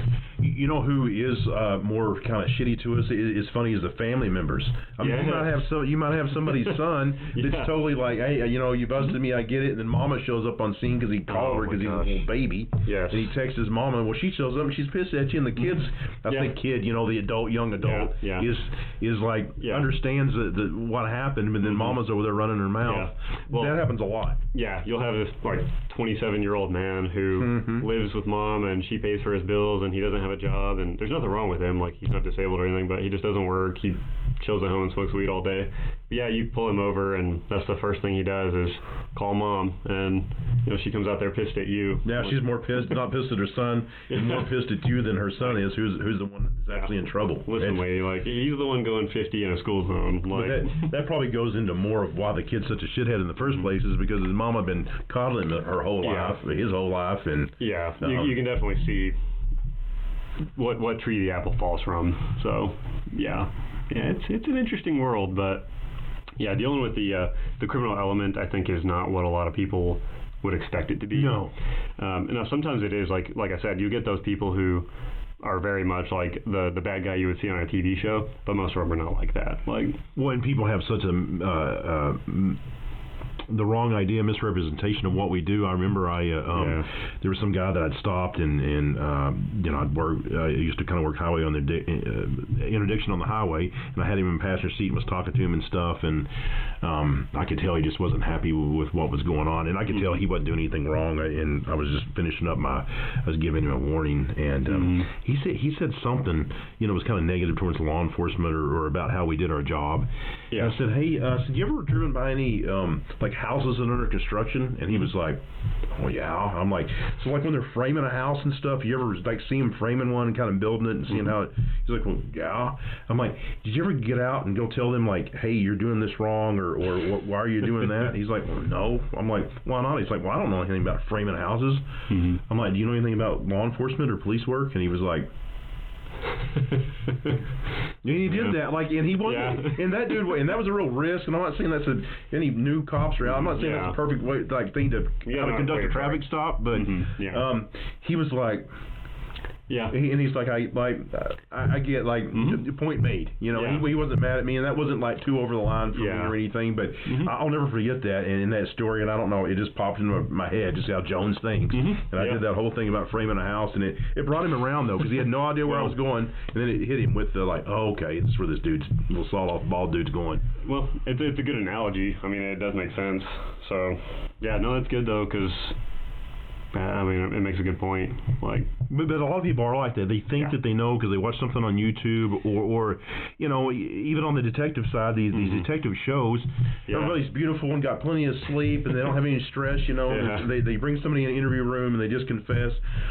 Yeah, well, it's not that. Most of the time, it's not that easy. I wish it was that easy. Like, it'd be a lot better for everyone if it was. But no, it's much more complicated. I think there's people who they don't really understand the job that law enforcement is tasked with and the rules and regulations law enforcement has to abide by to get that job done. Oh yeah, dude, they're kicking doors with no warrants on every episode of any cop show ever on TV. They don't have a warrant. They just boot the door and they go in. Violate people's rights. People think that probably every cop hater I see on the internet. Like, one of the most common phrases I'll see is the phrase "for no reason." Like, oh, this cop pulled this guy over for no reason, or this cop tased this guy for no reason. They're arresting this guy for no reason. And I think the situations where a cop is doing something to someone for no reason are very few and far between. There's usually pretty much always a reason, and it's an overwhelming amount of the time, it's a very good reason. Well, I don't think there's ever a time where a guy's just like walking to his mailbox outside, a cop pulls up and tases him. Yeah, no. There could be an instance where a cop, perhaps, goes to his taser too soon. Sure, yeah. And tases a guy, but there's still a reason for that initial contact. Mm-hmm. Again, dude's not just walking to the mailbox to go, see what mail he has, and then the cop just pulls up and freaking tases him for no reason. There was something that led to that, even if it wasn't the best decision in the world by the cop. Yeah. It's still, we just don't pull up to random people and tase them, without even having some interaction with them. Yeah, so I see that all the time, like, oh, cops did this for no reason. And I'm like, well, I bet you if you, made an open records request to this agency and, got a copy of that report and looked into, why this happened. Yeah, dude wasn't going to his mailbox. Yeah, no, probably not. Yeah, it's definitely something else. But, yeah, I think you get that, and then you get people, too, who... I think a lot of people that like to talk crap on law enforcement, they'll see a body cam video or something where, now admittedly, maybe, you can't defend cops 100% of the time because we're human, but you'll get people who really attack someone and maybe they did do something a little wrong on a body cam video, not morally wrong or anything, but like you said, maybe they pulled their taser too early, or maybe they could have tried another option or something. But you'll get these people online almost always that are like, well, I would have done this, or I would have done that, or this cop didn't do a good job, obviously he should have done this. Now, most of these people who make those comments, you probably wouldn't have done anything, what's more likely. Probably would have run or froze or if they made the same mistake this guy did. If they think they can do it so good, well, they should go to the academy and if they really have that much of an interest, we'll go to the academy and affect the changes you talk about so much and see what it's really like. Yeah, well, and I say that it's almost like a jab to these people, but at the same time, part of me is genuinely hey, for real, no, all ego aside and everything, if you legitimately think that there's a better way to do this and you can do it better and you can make a change, and maybe other cops would see that and be like, man, this guy does great work, he came out of nowhere and he's doing a great job, he's killing it, we want to be more like him, then go do it. You're not doing yourself or anyone else a service by complaining about what a real cop did in a real situation whenever you aren't willing to potentially put yourself in that same type of situation. Well, I think our job law enforcement job is unique because you have all these eyes and everybody looking at the mistakes and there is cops out there that make mistakes and sometimes very bad ones, that don't need to be cops, but the numbers real wild for in the medical field as far as it's between 40 and I think 90,000. I don't know if it's malpractice or deaths, or I'd have to research that again. There was a time when I could quote you exactly what it was, but you don't see that put on the news every day because the doctor screwed up and clipped something, thought something was this and clipped it, and it turned out not to be that, and he kills this dude. Yeah. Well, that's never on the news, and it happens, right? But people don't talk about that. People don't talk about other professions where these guys are making mistakes or shouldn't even be in the profession. Yeah. It's just, law enforcement has that spotlight whereas others don't. And we should be held to a higher standard. Of course. But you're not, you compare the medical field, who I think should be a higher standard too, and you're not seeing the same thing. And there's a lot of issues there. I think everybody probably knows somebody that has issues with the medical field where there's been mistakes. Exactly. And that's a good analogy too, because I think that for me personally, whenever I hear about oh, hey, this guy went in for a heart transplant and the doctor made a mistake, he did something wrong and the guy died. Okay, well, for me, it's easy to attribute that to, well, this doctor clearly has a very complex job with a lot of moving parts and things to consider, and the margin for error is extremely high. And I think that's why sometimes a lot of stuff in the medical field gets brushed aside or it's not on the news, because people are like, well, it's understandable, the margin for error is extremely high, accidents happen. But I think there's a good argument to be made that a lot of situations that a cop might get into, or I don't know if you can say it's exactly equal, but there's also a lot of moving parts in a police situation, and the margin for error is very high because you don't know what you're dealing with, really. I mean, you see a guy who, I don't know, ran a stop sign or whatever, and you go to pull him over just to make sure that he's not, that he's within his capacity to drive safely, and little do you know that he just had a horrible, awful fight over child custody with his wife, and he's suicidal, and he's ready to end it all right there, and you're just checking on him to make sure he's safe to drive because you just saw him run a stop sign. But he's about ready to get into a gunfight with you, and you have no idea. You know, if you knew that, maybe you would approach that situation a little differently. But you're going to find that out whenever you get up to the window, you know, and so many things can go wrong, and it's like, well, I'm not saying that errors should happen, but I'm saying that it's understandable sometimes that they do happen. It's like, what do you think about, like, if the news media or even in court, what if they could only play the video? You could ask somebody that's not a cop this, and they'd be like, well, no, they need to play the video. What if they could only play the video one time? So some officer-involved shooting or some craziness happens, right? Play it one time for the jury. And you can't slow it down. You can't stop it. You just play it. And people are like, well, that's crazy because you need to slow it down. You need to watch it so we can gather everything that happened. Yeah. Well, good. But you know what? The cop needed to slow it down, or he got to play it once and make decisions like that. Well, yeah. But because they don't ever do that in court, they'll slow stuff down and they talk about it and they dissect this video, which is great. And but that's good. Yeah. We don't have that ability to as far as in the moment because it's happening like this and we're making split-second decisions. Yeah. Well, there's also a tremendous difference, too, between watching something happen and unfold real quick on a video and then being the person who's actually seeing that happen in front of you, where in the video you see, like, oh yeah, you can see right there this dude pulled a gun on this guy, but if you're the guy getting the gun pulled on him, like, you're not thinking about anything else at that moment. Hey, and cops are just as bad at that shit as the regular, I don't know, newscaster on the news channel, whatever. Cops sit around the squad room and they talk shit about how somebody handles something. Well, you know what? They also know the answer and they know the outcome. Whereas that shift, you know, not maybe day shift comes in, it's like, well, night shift, you know, they did this, didn't handle this right, or you know, should have known there was dope in this car. Well, yeah, because you know the end result, but you know that crew out that night didn't. And I'll say too, though, you're right, like, cops can be like the worst piggybacks, Monday morning quarterbacks, I guess, on other cops, but it's kind of the exact same thing as the keyboard warriors on the internet, where a cop can be like, well, I would have done this or I would have done that. It's like, okay, well, that may very well be, but you weren't there at the time. Like, you weren't this guy in these boots at this time dealing with this situation. So who's to say what you would have done? Maybe you would have done this. Maybe you would have done that. Maybe you would have done exactly what this guy did. And I'll say it is hard not to get. You get caught. It's hard not to get caught up in that. And I don't think we're like shit talkers like that. But it is hard not to get caught up in a conversation about how somebody should have handled something because we like to talk about cop things and how stuff should be done, but you have to be careful not to get yourself going too far where you're like, hey, I wasn't there, so bro, I don't know, you know, what indicators that dude was throwing off about his car, you know, that may have, you know, the next county over got stopped and there's 4 keys of meth in there or something. Yeah, well, and I think that's what, so amongst cops, just people who work in law enforcement, I think you realize, like, the longer you're in that, the phrase there's more than one way to skin a cat comes to mind, where it's like, okay, like, what's our objective here? Like, we, you know, if you're a cop and you're in a high drug area and you see a car pull up to a house, someone comes out of the house and they hand a brown paper bag to a guy and they drive off real quick, well, that's a little suspicious.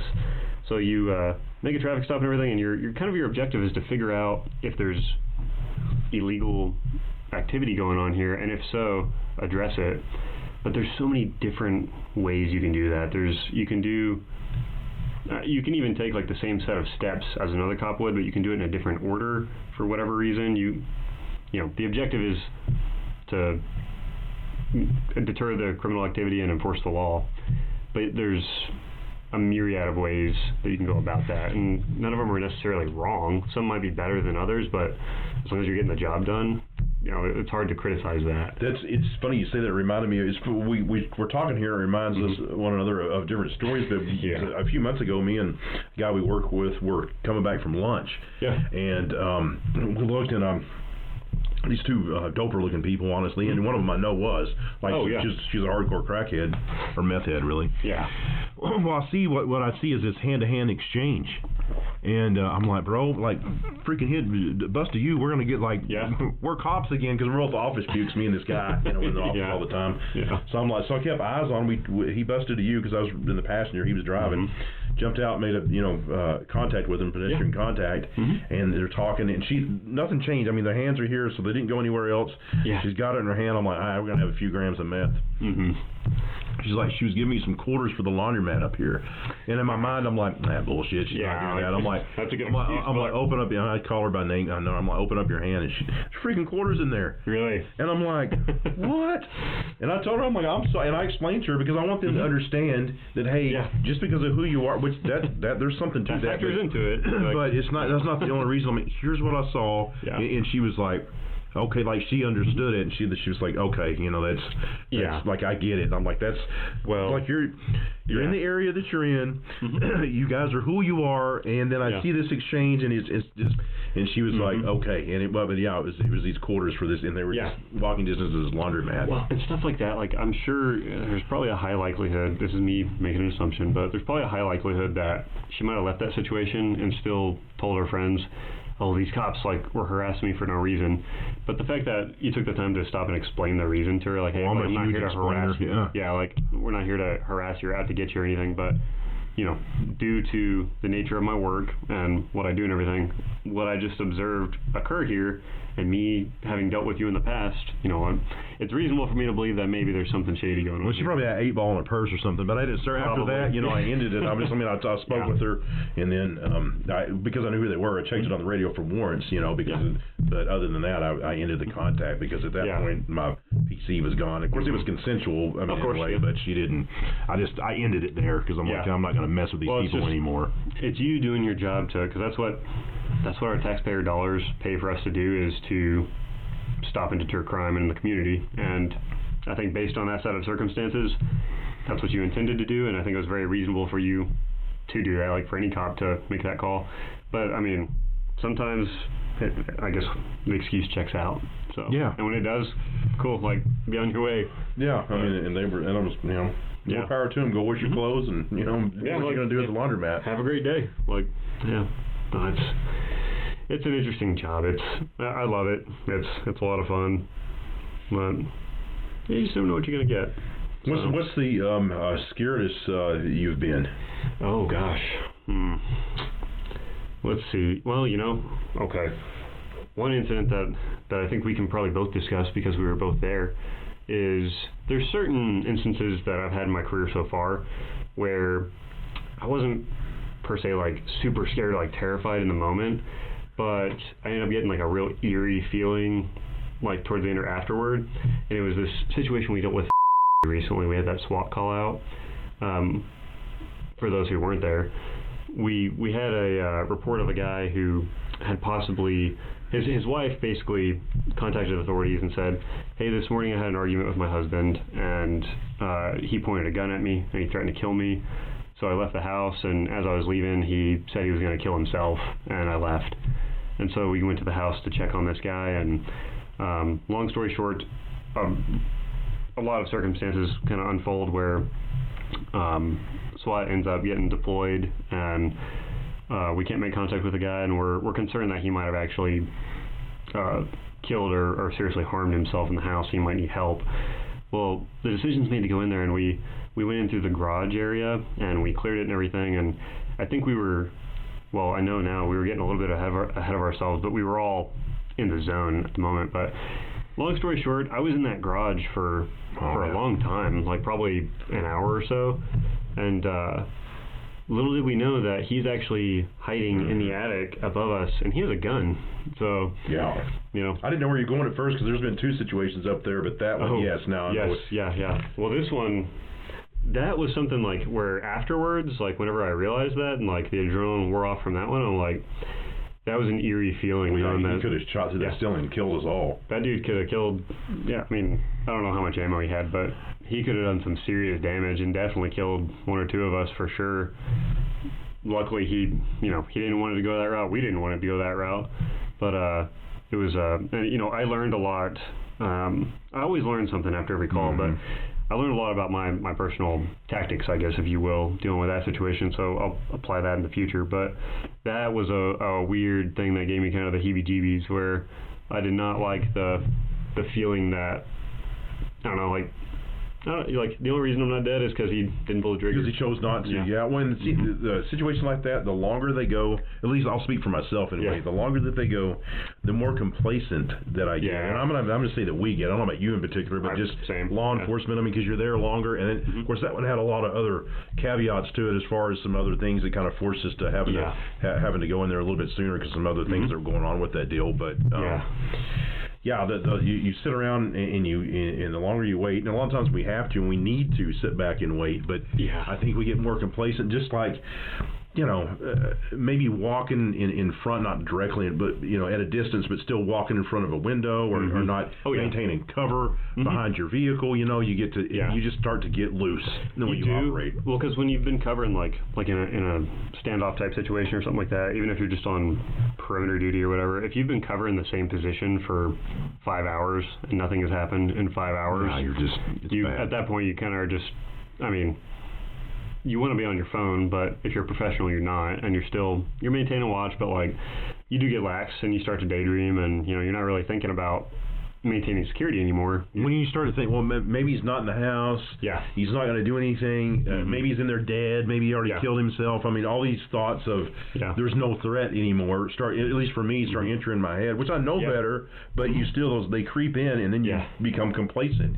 Yes. And you're tired, you're cold, you're hot, whatever the weather is at the time. It wears on you, and you have to be very careful to, in a command capacity, not to make decisions based off that, to send people in too early. Because I don't want to see it, but you're bored with the situation or something, or you're just ready to get it over with, because that can become very dangerous, Time's on our side, but you have to be careful to remember that. Yeah, well, and if you get complacent, you'll get yourself into a tactical situation where if you were fresh on the scene and you just got there, you would perhaps handle it far more. You'd have superior strategery, as President Bush said, but I think it was strategery was his word. I always like that. Internets too. Internets, plural. Yeah, internets was good. But see, if you're fresh on the scene and you're going in there, like, your strategery might be better. Whereas if you've been there for several hours, then maybe your strategery is lacking a little bit because you don't clear that corner, or you don't check the spot, or whatever. You don't think he's here anymore, but who knows? Maybe he is, and maybe you get blasted because you're not paying attention. So it's super dangerous, super high speed. But that's a good point. Complacency kills for sure. It does. My scariest is it'll probably surprise you and probably a lot of people. Yeah. A blizzard.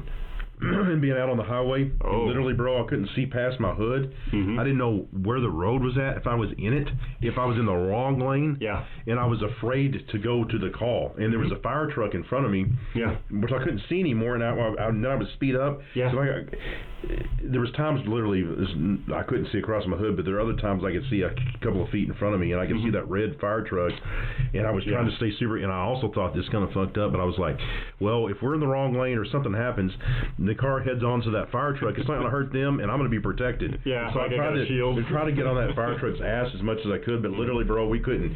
Yeah. I didn't know where I was at, and I did not want to go to that call. I was afraid to go to it. I know that's probably what people wouldn't expect, but I was terrified driving my patrol unit with zero visibility in a blizzard. So that story you just shared reminds me. So I had almost the exact same thing, except we had a dust storm, and it was the same thing though. We got a call that there was a vehicle rollover on north of our city, and going out there, the dust was so bad. Like, it was like what I picture, like my great grandma talking about the dust bowl. Like, you couldn't see past the hood of your truck. But I go out there and I'm trying to find where this vehicle rolled over, and all we know is that it supposedly went into a ditch somewhere in that area, but the person who called it in didn't stick around. Like, they called it in saying, like, hey, it looks like a vehicle rolled over in the ditch, but, like, I don't know anything else. So I'm, like, rolling through this ditch, like, super slow, and I can barely see, but I was scared that in vehicle rollovers, a lot of times when people don't wear their seatbelts, they get ejected. And I remember thinking that I was going super slow, and I was straining to see because I didn't want someone to be ejected from that vehicle and be in the ditch and for me to run over them. And so super slow rolled it, and I eventually found the vehicle. And the dust was so bad that I remember getting out of my truck, going up to the vehicle, and like I could barely see. Like this is like COVID was already a thing, so I had like a little face mask, and I had pulled that up over my face and my nose and my ears and everything. But there was like no way to protect my eyes, so my eyes are like full of sand, and I'm like straining to see. But I go up to this car, and it's trashed, and there's no one in it, and there's blood in the car, but I don't see anyone in it. And so I think maybe someone did get ejected, and then I'm thinking like, I'm replaying like every little bump that I hit like on the way there, and I'm like, oh God, like please tell me I did not run over anyone. But it turns out like the person like had bonked their head and they were bleeding, but they had got out of the car and they were fine, and they had actually walked over to the road, and I think a fire department truck found them. But yeah, I remember that was sketchy, just that no visibility. So yeah, and that body and that's happened as far, not with law enforcement, but I mean maybe in law enforcement somewhere, but not locally. But they ran over a victim that was probably already deceased, and it was a dual-wheeled first responder type vehicle that really? And they were just, the thing is, you're looking at an accident over here. I can understand how it would happen. You're looking at this accident, and you're looking past what's right on the ground in front of you, because you're looking at a car upside down or whatever. But these people were thrown out, and they teach you to you'd be looking for that, but you get I can see how it would happen. I should say, Well, there's stuff like that we'll have in the like. It's an understandable mistake, but there's also, well, now I'm thinking about people getting run over, and that brings up another story. So there's a guy that we both work with, and I won't mention his name on here, but he has a story at an agency he used to work at that one day I'll see if he'll tell the full story on here. But long story short, he was in a vehicle pursuit, felony suspect, something like that, and a passenger in the suspect vehicle decided to bail out of the vehicle like while they're in a high-speed pursuit. Like I don't know how fast they're going, but this guy, he did everything he could do, tried to avoid him, tried to hit the brakes and everything, but he ran over this dude during the pursuit, and there was like no way to like avoid that really. I mean, other than just say, well, we'll just let the bad guy get away.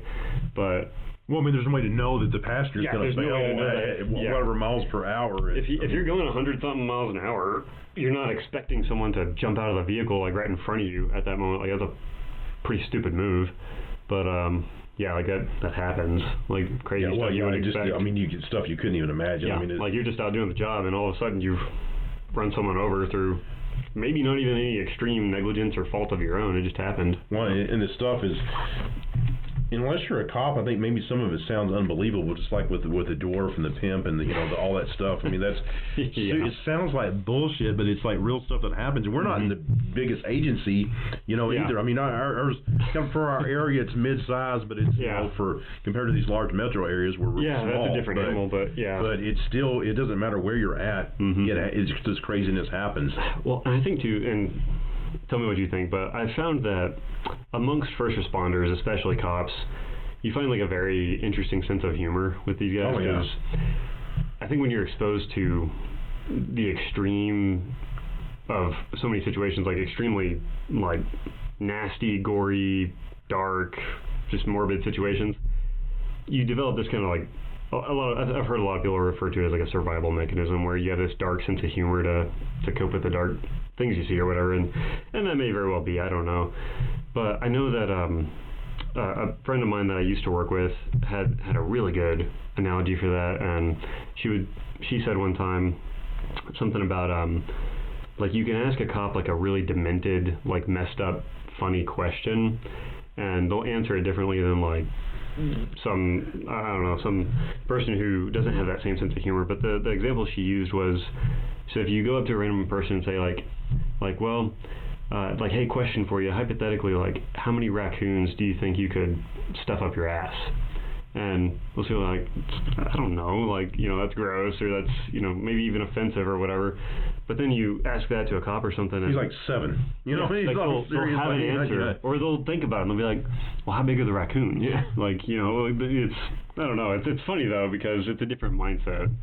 How do you think you would perform on this? My son is going to work at a kind of a neighboring agency, and he's got to take a psych eval and all that. And I was telling him, I asked these off the wall questions, but then I got to thinking, I wonder how I would answer. It's like if you were to go back 20 years and get my psych eval and how I answered the questions then, compared to how I answer them, if I were to take it again, how they would, how the answers would differ, as far as the way you perceive certain things, because I think you have you definitely have a different outlook on society. And I'm not saying necessarily it's bad, but just the crazy stuff just it's so common to you that stuff isn't crazy is crazy as it would be to the regular person. I mean, you just have a different sense of what the world is like after you've been a cop so long. You know.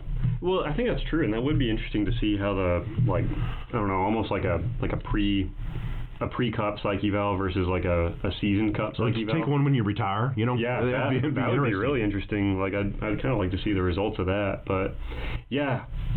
Because cops can share like crazy stories with each other, and it's like not really a big shocker. Yeah. Like, you know, oh hey, we got called to this bar fight, and we got there, and there was 5 dudes surrounded another dude on the ground, and they were stomping his face into the ground. I'm like, oh yeah, well that happens, But if you I don't know, never heard anything like that before. It's like, oh wow, like that's really bad. Well, last week I was calling one of the sergeants, and he was on duty, and I'm talking to him about something. It wasn't work related, but I could hear the radio in the background. Yeah. And somebody was getting dispatched to a female that was pulling her pants down, urinating on a bench. Yeah. And then a little bit later, they had a mental subject at the ER that was having some kind of psychotic episode, and he was talking about how he was trying to get over his need to perform like sexual acts on a cat. I think I heard about that. Yeah. Toward a cat. That's gross. But that's and somebody else would, like a normal person, be like, what the fuck? It's like, what world are these? Like, where do these people work? Where do they live? But this is a relatively smaller, agency, and this shit is happening. It's pretty common. We don't. Yeah. And me and the sergeant that I was talking to, we laughed it off, and it wasn't his call or what. Yeah. And he was scanning. It was a different channel, so he just quit scanning, and he was like, God, basically, I'm glad that's not me going to that lady, the lady pissing on the park bench. Yeah, like I've had plenty of those. Yeah. And it's going to be a clusterfuck of a call. She's probably mental. Who knows what, You don't know what you got. Yeah. Most people would be like, what the hell? And we just went on and never even spoke about it again. We talked about what we were talking about, but other people, if you worked at, I don't know, Walmart or whatever, you'd talk about that for weeks. Oh, yeah. Well, so before I was a cop, I used to work at Gander Mountain, and whenever there was still a Gander Mountain there, and yeah, like I remember, like to this day, I still remember it because it was weird that it happened at Gander Mountain. But we had some, I don't know if she was high or crazy, actually, looking back on it, maybe both. We had some lady come in one time, and she had grabbed a backpack off a shelf and was like stuffing it full of stuff and trying to walk out with it, and got stopped like, hey ma'am, you need to pay for that type of thing. And she had this like super crazy fit. Well, that was like the talk of the Gander Mountain employees there for like months on that type of that's exactly. But like now where I'm at, like with my life experience as in the law enforcement world, like that is nothing. Like that lady pissing on the park bench in front of people, and then the dude with the weird hankering for cats. I don't think that, other than the fact we talked about on this program, I don't think that, in a year from now I wouldn't even probably remember that. I'd be like, what? Yeah, like, oh, okay, yeah, that's weird. But well, do you remember? This is a while back, but you remember Pterodactyl lady at the hospital? Yes. Oh yeah. Yeah, she was a character. Yeah. And so was her husband or whatever he was. Yeah, I don't know what he was, but they were a power couple. But it's stuff like that I don't know. I think one day, like, I might forget about her. Like, I think we can probably mention. She was. There's a lot of things that she did, but one of them was she was at the hospital and she pulled everything out and ran outside and was literally running around on the helipad, acting like a bird and making bird noises, and I think moving her arms like a bird too. Yeah. She was a weird one. She was also, and this is nasty, but I'll include it because it's an interesting, entertaining detail. But she was the one in the jail that. She was taking her period blood and rubbing it all over the walls and the door and everything, which those jail walls have seen some nasty things, but that was... And her husband tried to break into her boyfriend or whatever tried to break into the jail. That's right. And he was in the foyer. You didn't really, but he was in the foyer and tried to go into a restricted area. Yes. And we gave him every chance in the world, ended up having to arrest him for trespass. Mm-hmm. He thought that his wife was not crazy and all this, and that we were making it up. Mm-hmm. And literally when they're booking him in, she was at one of the tanks near the booking window, and he looked at, and I didn't go back to the jail with him, but the guys tell me that he looked at her and saw her acting with that period blood, doing that stuff. It was like, they could say, you see it just laugh, she's like, oh, like, these guys weren't lying to me. She is batshit crazy. Yeah. Well, he was one of those for no reason guys. Like, you'll have my wife in there for no reason, and like, well, no, actually, like, I know she's got some stuff going on, but nah, she committed some crimes, and that's why she's in there. And he did not believe us, and he would not be reasoned with, to the point where he's gonna do everything he could to bust her out of there, and ended up in there himself. But yeah, it's funny that he.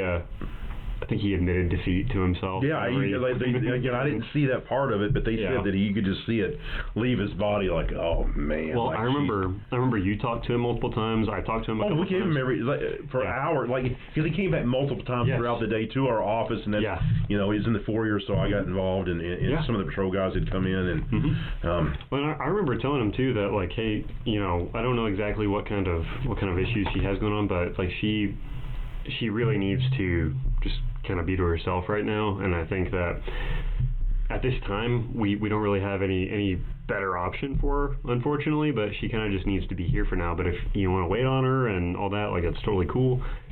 Not good enough for that guy. Like, he wanted her out, and we couldn't let her out, so it is what it is. But it's just, like I said, and it's well, I'm interested to see, like, as we go forward with this podcast and bring more cops on, bring just more first responders on.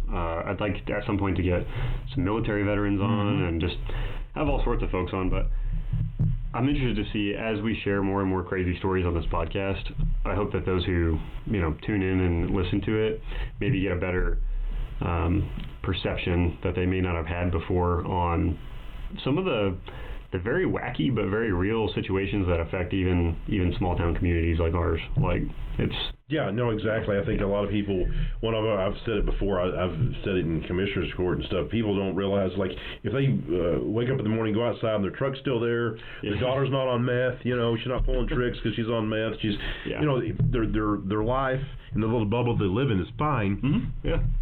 They don't really realize what we as law enforcement needs, as far as not just funding, but just how busy we are, and because it's not affecting, and that's almost nothing against anybody, because unless it affects you, you don't know, and you don't think about it. But then once their truck's gone and the daughter's pulling tricks for meth because she's a junkie and all this stuff, and they're like, well, wait a minute, we need to, like, what are we going to do about this meth problem in town?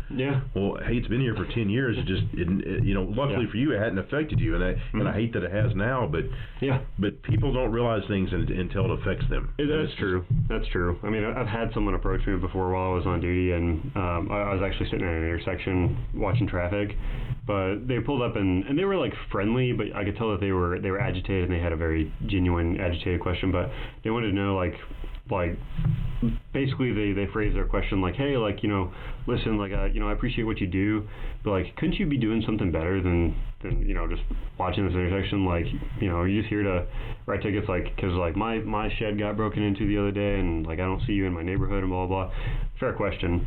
But then explaining to that guy that, like, well, we're watching this because we've had a lot of problems with people running this red light. And the other day, there was a bad crash where this lady got T-boned and got her arm cut off. And so we're trying to cut down. Well, what was his demeanor when you told him that? Instant change. Yeah. Well, he was like, oh. And I could tell he kind of felt like a dickhead. And he was like, well, he's like, I'm not trying to get under your skin or anything. And I'm like, well, you're not. Like, it's a fair question, like, because Well, to the person that doesn't know, I mean, it's the untrained eye, whatever you want to call it. Sure, To the person that's naive to law enforcement or what's going on in the community, and that's not. You know what? That also speaks to us doing our job well, because you can almost say, like, hey, if Joe Blow down the street doesn't realize there's a meth problem and there's a vehicle theft problem here, and all these things, then maybe we're kind of doing our job because we're keeping it away from him. Exactly. Because if people don't realize, if everybody in the community, not every single swing a dick in the community knows that there's a crime problem here, a meth problem, that means, hey, we're keeping it away from some people, right? And because if we weren't here, it'd be affecting everybody. Well, and we could probably, in the future, we should probably do, like, a whole episode breaking down crime stats and what fuels a lot of crime. And whenever you look at the breakdown and see how much crime, especially violent crime, is kind of fueled or caused by drugs, you start to realize, like, I hear a lot of very interesting opinions nowadays on drug use, and there's even opinions out there like, oh, all drugs should just be legalized. Like, if you're an adult and you want to do drugs, just do drugs. I'm like, well, when you look at, like, how people who are addicted to illegal narcotics affect their community, like, you realize a lot of people get hurt, a lot of people have their property damaged, stolen, whatever. Like it's bad on the community, but I think a lot of times people don't realize that, and they don't realize that. Yeah, whenever you shut something down like that, like you get some dope off the street, you're never going to be able to quantify or tell like what problems you prevented, but you know that you prevented some serious problems. Like we'll save this for another episode too, but we've in our own community here locally, we've had an extremely god awful, grisly, terrible murder that occurred with literal blood and guts all over the place, all caused by a dude that was high on meth. And so who's to say maybe if we would have, maybe he wasn't ever going to stop being a meth addict, but if we could have maybe busted the meth and seized it, the meth that he took whenever he committed that murder, maybe if we could have taken that off the street, I don't know, something would have gone differently. The universe would have worked a different way, and maybe that murder would have never occurred. Maybe it still would have occurred, and we would have just postponed it. Who knows? But yeah, you're never going to regret, in my experience, you're never going to regret taking dope off the streets. No, that's when the cartel involved, even in the legal marijuana, the cartel's interjecting itself into that in Oklahoma and up in Colorado, so they're getting involved in that, which that could be another conversation too. But yes, one thing I want to touch before I forget about it is crime stats. Have you, which I don't know how much you've been involved with the NIBRS, and that's our crime reporting, but crime stats aren't as accurate now that I'm on this side of things. Like it's which is very, very disappointing to me, because I used to like to look at books and see number. I like numbers and I like looking at stuff. Well, I don't know that you can believe them. Not that people are purposely false, but it's just, one state calls a burglary this, and another state calls a burglary a robbery. What we look at as burglary is a robbery, and then you get these national crime stats. Well, they're not, and they're only as good as the reporting too. You could have some lazy ass guy taking care of your crime stats for you and not reporting the numbers accurately. That's a big problem. I don't know how accurate these numbers are. They're probably much higher than what they're actually given, because I doubt you're overcounting. You're probably undercounting big time. Well, and that's so my wife here is actually a math teacher, and she can tell you that, like, I hate math. I'm not good at it, but I love statistics. But you're right. When you break down statistics and look at things like how they're collected or how the data is set up or manipulated or anything, like, you can kind of get statistics to say almost anything you want if you're not careful. You really got to look into, like, if someone hands you a page of stats and says, hey, like, this is the data, you really got to analyze, like, well, where does this data come from, and how was it collected, how was it arranged and all that, because that can make all the difference. But so crime stats not being totally accurate is a very real thing. For sure. Yeah, and that's unfortunate again, and it's just that people may not be reporting it properly. If you got some guy that's like well, and there's also things too where, like, maybe someone's not even being lazy, but there's like a difference in terminology. Like and we have problems with that because the feds call something one thing and Texas calls it another. And because I see that, like, in the detective world, where, like, some states, like, they have an actual criminal charge for, they call it rape, but in Texas we call that sexual assault. And so that sounds like two different things. It's the same thing. It's rape, but the terms are different. And so if you look at, these national stats or whatever, depending on who collected those stats, if they didn't account for the differences in terminology actually meaning the same thing, those numbers might be off. Well, and Jace can tell you more because he's the one that handles our NIBRS, of course, but we look at our stats that the state has, and they're super low compared to, you can pull our incident reports, and it's way higher, and I'm like, what's the deal here? And he's like, it's the way they want it classified. Some of this stuff doesn't make it, even though it's actual crime that they're, supposedly wanting. It's real weird. It's probably a flawed system, honestly. It probably is, and that's something that I don't know a whole lot about, so it's hard for me to comment on it, but it kind of makes me wonder, like, I'm sure the state has their reasons for wanting things reported the way they do, but those reasons are not very well understood to a guy like me, and so it just makes it more confusing for me. But luckily that's not really my area of expertise in the job. I don't want anything to do with, like, Jason's job and dealing with all that crap. I mean, I know it's very important, and I'm glad that we have him there doing what he's doing, but I'm like, that's something I definitely don't want to do.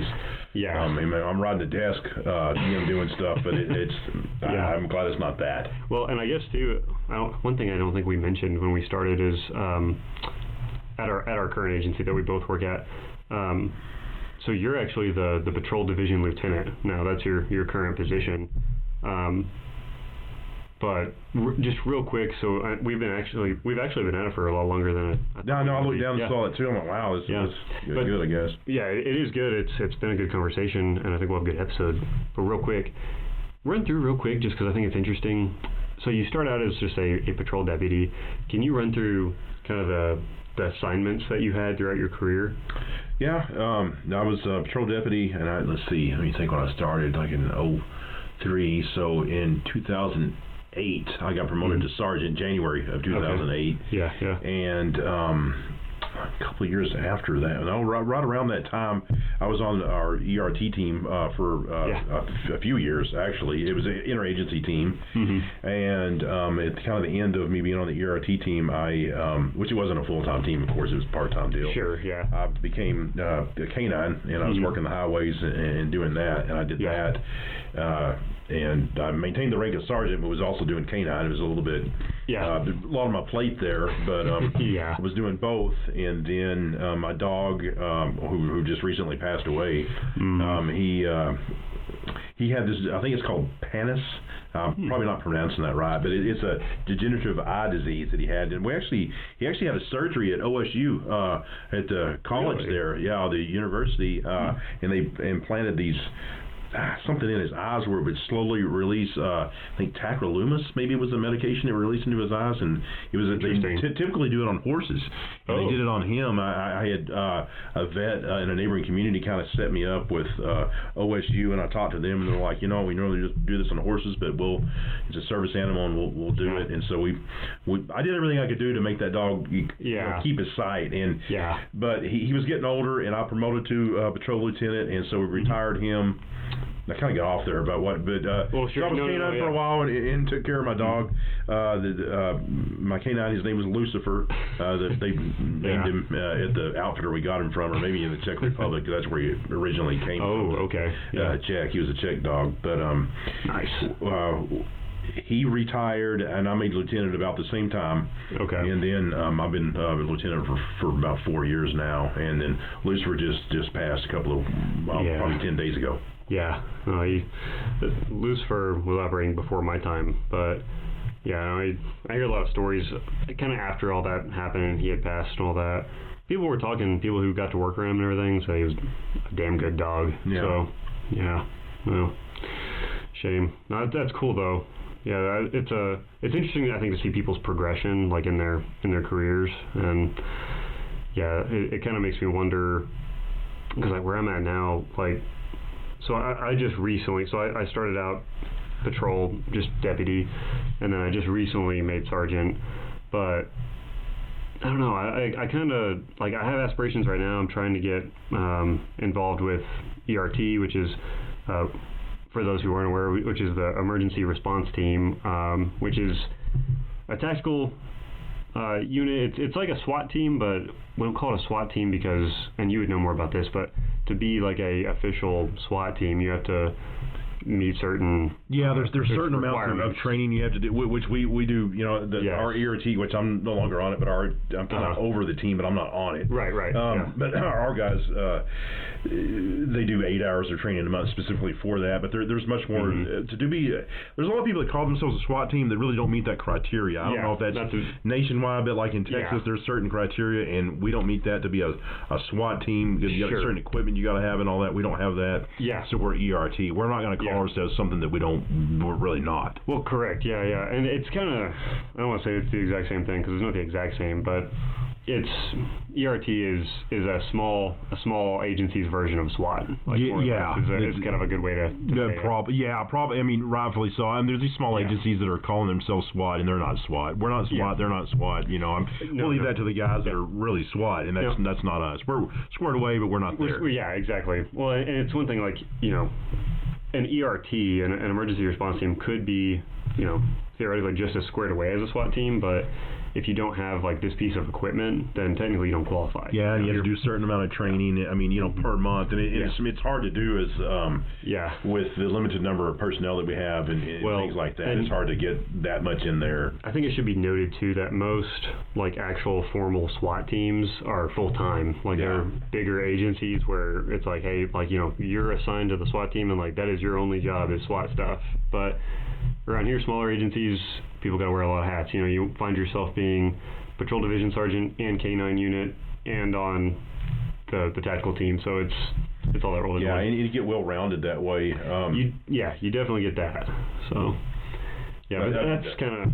I will give it to the ERT guys on this, though. They are deploying to the same type of deal that a full-time SWAT team would, because we don't have a full-time SWAT team in this area. I mean, well, we do to our south, but it's semantics. Our guys are going to barricaded subjects that have fired shots. I mean, we've been to that, and there's some of the stories you were talking about with that guy in the garage who didn't fire a shot. Could have. I mean, it's that situation. A full-time SWAT team would go to in a larger area. Same type of work. There's a difference in terminology and really semantics. It's kind of splitting hairs, but that's, I guess, for the audience, that's the reasoning for the name. For the name, why you call it ERT versus SWAT, but it's the same.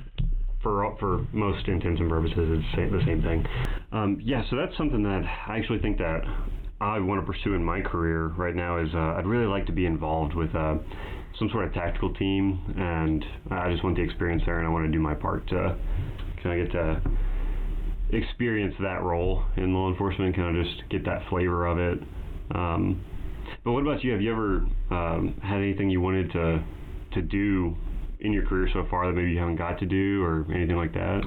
Yeah, actually, and kind of unfortunately for me, I was right before I promoted. I had been doing some narcotic work and working with the DEA on a kind of a state level. But these regional offices have things called TFOs, task force officers, and at the time one of the agents in charge of the area, they kind of go out and recruit, and they try to get deputies or officers from local agencies to come be a TFO for them. Sure. And they talked to me and our sheriff about me coming over and doing that, which has been super cool because although I'd been working for the department I work at now, I would have been assigned to the DEA and been going doing cool high-speed stuff with them, which has always kind of been from the point I started working narcotics, that was always like one of my goals, and I super wanted to do that. And the sheriff at the time, knew that I was going to promote and was like, "Look, we need you in this position." But it wasn't a hard no that he gave me, but he gave me a no, but he liked me, and I think I could have probably persuaded him to let me do that assignment. And I over the course of a few days, I really thought about it, and I talked to the guy that I kind of followed and taught me to work dope, Shane Glassy, and talked to him. Of course, he's like, "Man, you need to do this." But the more I thought about it and just my responsibilities within the department and everything, I just thought it was more of and maybe the sheriff wouldn't let me do it. I like to think I probably could have talked him into letting me go, but I think overall for the department, it was probably a better decision just for me to stay and take on the role that I took on as a lieutenant, in the patrol division. But it was a tough decision. I mean, it was a hard, man. It just came too late in my career, and it's something I'll never get back. I'll never get to do that again because of where I'm at, and it's just something that it's just that time has passed. But boy, that was really something that I had always dreamed about doing and thought would be very fun. And I still get to work with those guys sometimes, and especially back then I was working with them more. But I mean, man, it'd be cool to go do the high speed shit that they're doing. And I hope we get to a point in our department where we can get somebody else to do that, though. And just because I didn't get to do it doesn't mean that our department should just be like where they can't, nobody can do it. Exactly. Well, and for a cop who's out there who likes to work narcotics and everything, that's got to be like the dream job. Because that's, like you said, super high speed and. Yeah. Well, I mean, and those are the guys, man. I mean, those are always who, we're working stuff at a local level, and if you get lucky and kind of get some higher mid-level people, you're going to call in folks like the DEA, and they're going to use their resources in their jurisdiction to, move that case further, and to be able to be a part of that and follow that outside of our jurisdiction. It's been super cool, bro. Yeah, it seems to me like that would basically be to make an analogy out of it, that's like the varsity team of working dope. Yeah. So that would have been a super cool opportunity for you, I think. But on that same note, I think you get into situations really in any career field, but including law enforcement, where there might be something really specific that you want to do with your career. There might be a really specific assignment that you want. We'll take detectives, for example. Like, maybe you get in, you're a cop for a few years, and you want to go detective, and you really want to pursue that route, and you get it and everything. Well, if everyone wanted to do that and say, hey, I want to do the super cool detective stuff, you'd wind up with a whole agency of detectives, and that ultimately would not be an effective police force, because you need your patrol guys, you need your SWAT guys, you need your K9 guys, you need your NARC guys, all that. So I don't know. I think in your situation, like, you were at kind of this crossroads in your career. It sounds like, where they needed you to do this lieutenant route and kind of take command of the patrol division and work that. And there was this other opportunity, but it's a tough call. But I think sometimes you got to make the tough calls and be like, hey, maybe I could be of more use to my community and my agency by taking the reins of this role instead of doing whatever, X. Well, sure, and if they were going to do any type of cuts or anything, I'm sure that position would have been the first one they cut. And there's that to consider, and too. then, that would have rolled me back into, who knows what capacity I would have been serving. But, I'm enjoying what I'm doing now, too. Well, sure, it's just, when we talk about, career goals or things that we're super interested in, and you can't do everything. I mean, we're a smaller department. Yeah. We wear multiple hats, but at the same time, we can't do everything. And then sometimes, it's easy to get ahead of yourself and try to want to do everything in law enforcement. Well, we're too big. We've got people that can, we can't do everything. A huge factor is, like, being at a smaller agency. That becomes even more of a prevalent issue, because I know a lot of guys that we work with would love to be on a full-time SWAT team where it's just all, training and tactics and call-outs and all that, which is great. But unfortunately, we're not the size where we have the manpower for that, and so people gotta make the decision where it's like, hey, I want to be part of the tactical team. Okay, great, but that's not your only responsibility. You gotta also take care of this stuff on patrol. You gotta also take care of this stuff with criminal investigations division, whatever. And it's tough, but well, you got to be disciplined, and I think the guys have to be disciplined. I hear stories from other departments where guys they're on a tactical team, but they're part-time, and then they don't want to take all their calls, and they don't want to do this and that because they're like, oh, I'm on this division or that, So and I think we do a good job at not having that happen where we work. That's one thing that I really like, and I know, like, we're biased, obviously, but we tend to butter up our own agency a lot, but not without due cause. Like, we're really good, and we got a good group of guys, and that's one thing I like, is that in the law enforcement field, you'll find a lot of type A personalities and people who are just go-getters, and they want to be the best at whatever they're doing, and that's good. But I think with that, a lot of times comes a lot of ego, and a lot of the guys we work with, I think, are good at keeping their ego in check, just leaving it at the door. And they might be a super badass cop who's extremely well trained, and they're a SWAT member, and they're on patrol, and they're in this other division, and they do all this cool stuff. But then if you call them out in the middle of the night and say, hey, I need you out on this scene, and I need you to watch over this piece of evidence and make sure that it doesn't get tampered with, they can swallow that ego and be like, okay, like, that's what I'll do. That's my job, and I'm gonna watch this evidence now. Like, I'm not gonna do anything else, but I'll just do that. And it's hard to do, but a lot of our guys are really good at that, and that discipline is key in being a good team member. So yeah, and I'm sure wearing multiple hats, plays part of that, because they understand that, because there's nobody to come there and babysit that evidence. Maybe a guy on duty, or this other guy's going to have to do it because we have limited staffing. So there's probably some bit. I mean, there's some downsides to that, but there's benefits also. Yeah, teamwork makes the dream work, I guess. There you go. Yeah. Well, yeah, I know we're kind of trying to wrap this up. We've gone on longer than I originally thought we would, which is really good. I think it's gone by super fast. I didn't realize. I looked down and saw how long we've been sitting here talking, and it doesn't seem like it's been very long, but it has. It really doesn't. But no, I think it's been good, and I guess the real question is, what does Ashley think? Since you've been sitting and listening in, you think it's been worthwhile? I think I've learned a lot more than I wanted to today. Okay. No, just joking. Too many gory stories. Nah. Yeah. No, it's been good. It's been good. I've married a cop, but in doing so, I kind of married into the cop family of everyone. Yes. Yeah. That is true. Yeah. That's very much part of it. So we'll have to do an episode next time or something with. I want you to tell the story of the first time you met the cops of the community. So yeah, that'll be good. That was a whirlwind for sure. Yeah. But well, I guess for right now, we're gonna call it an episode. We'll see everyone next time. If you like this type of podcast, then feel free to reach out to us on social media or anything like that. If you've got episode ideas or questions you would like answered on the podcast, and we can look into that and try and get better every time we do it. So thanks for tuning in, and we'll see you next time.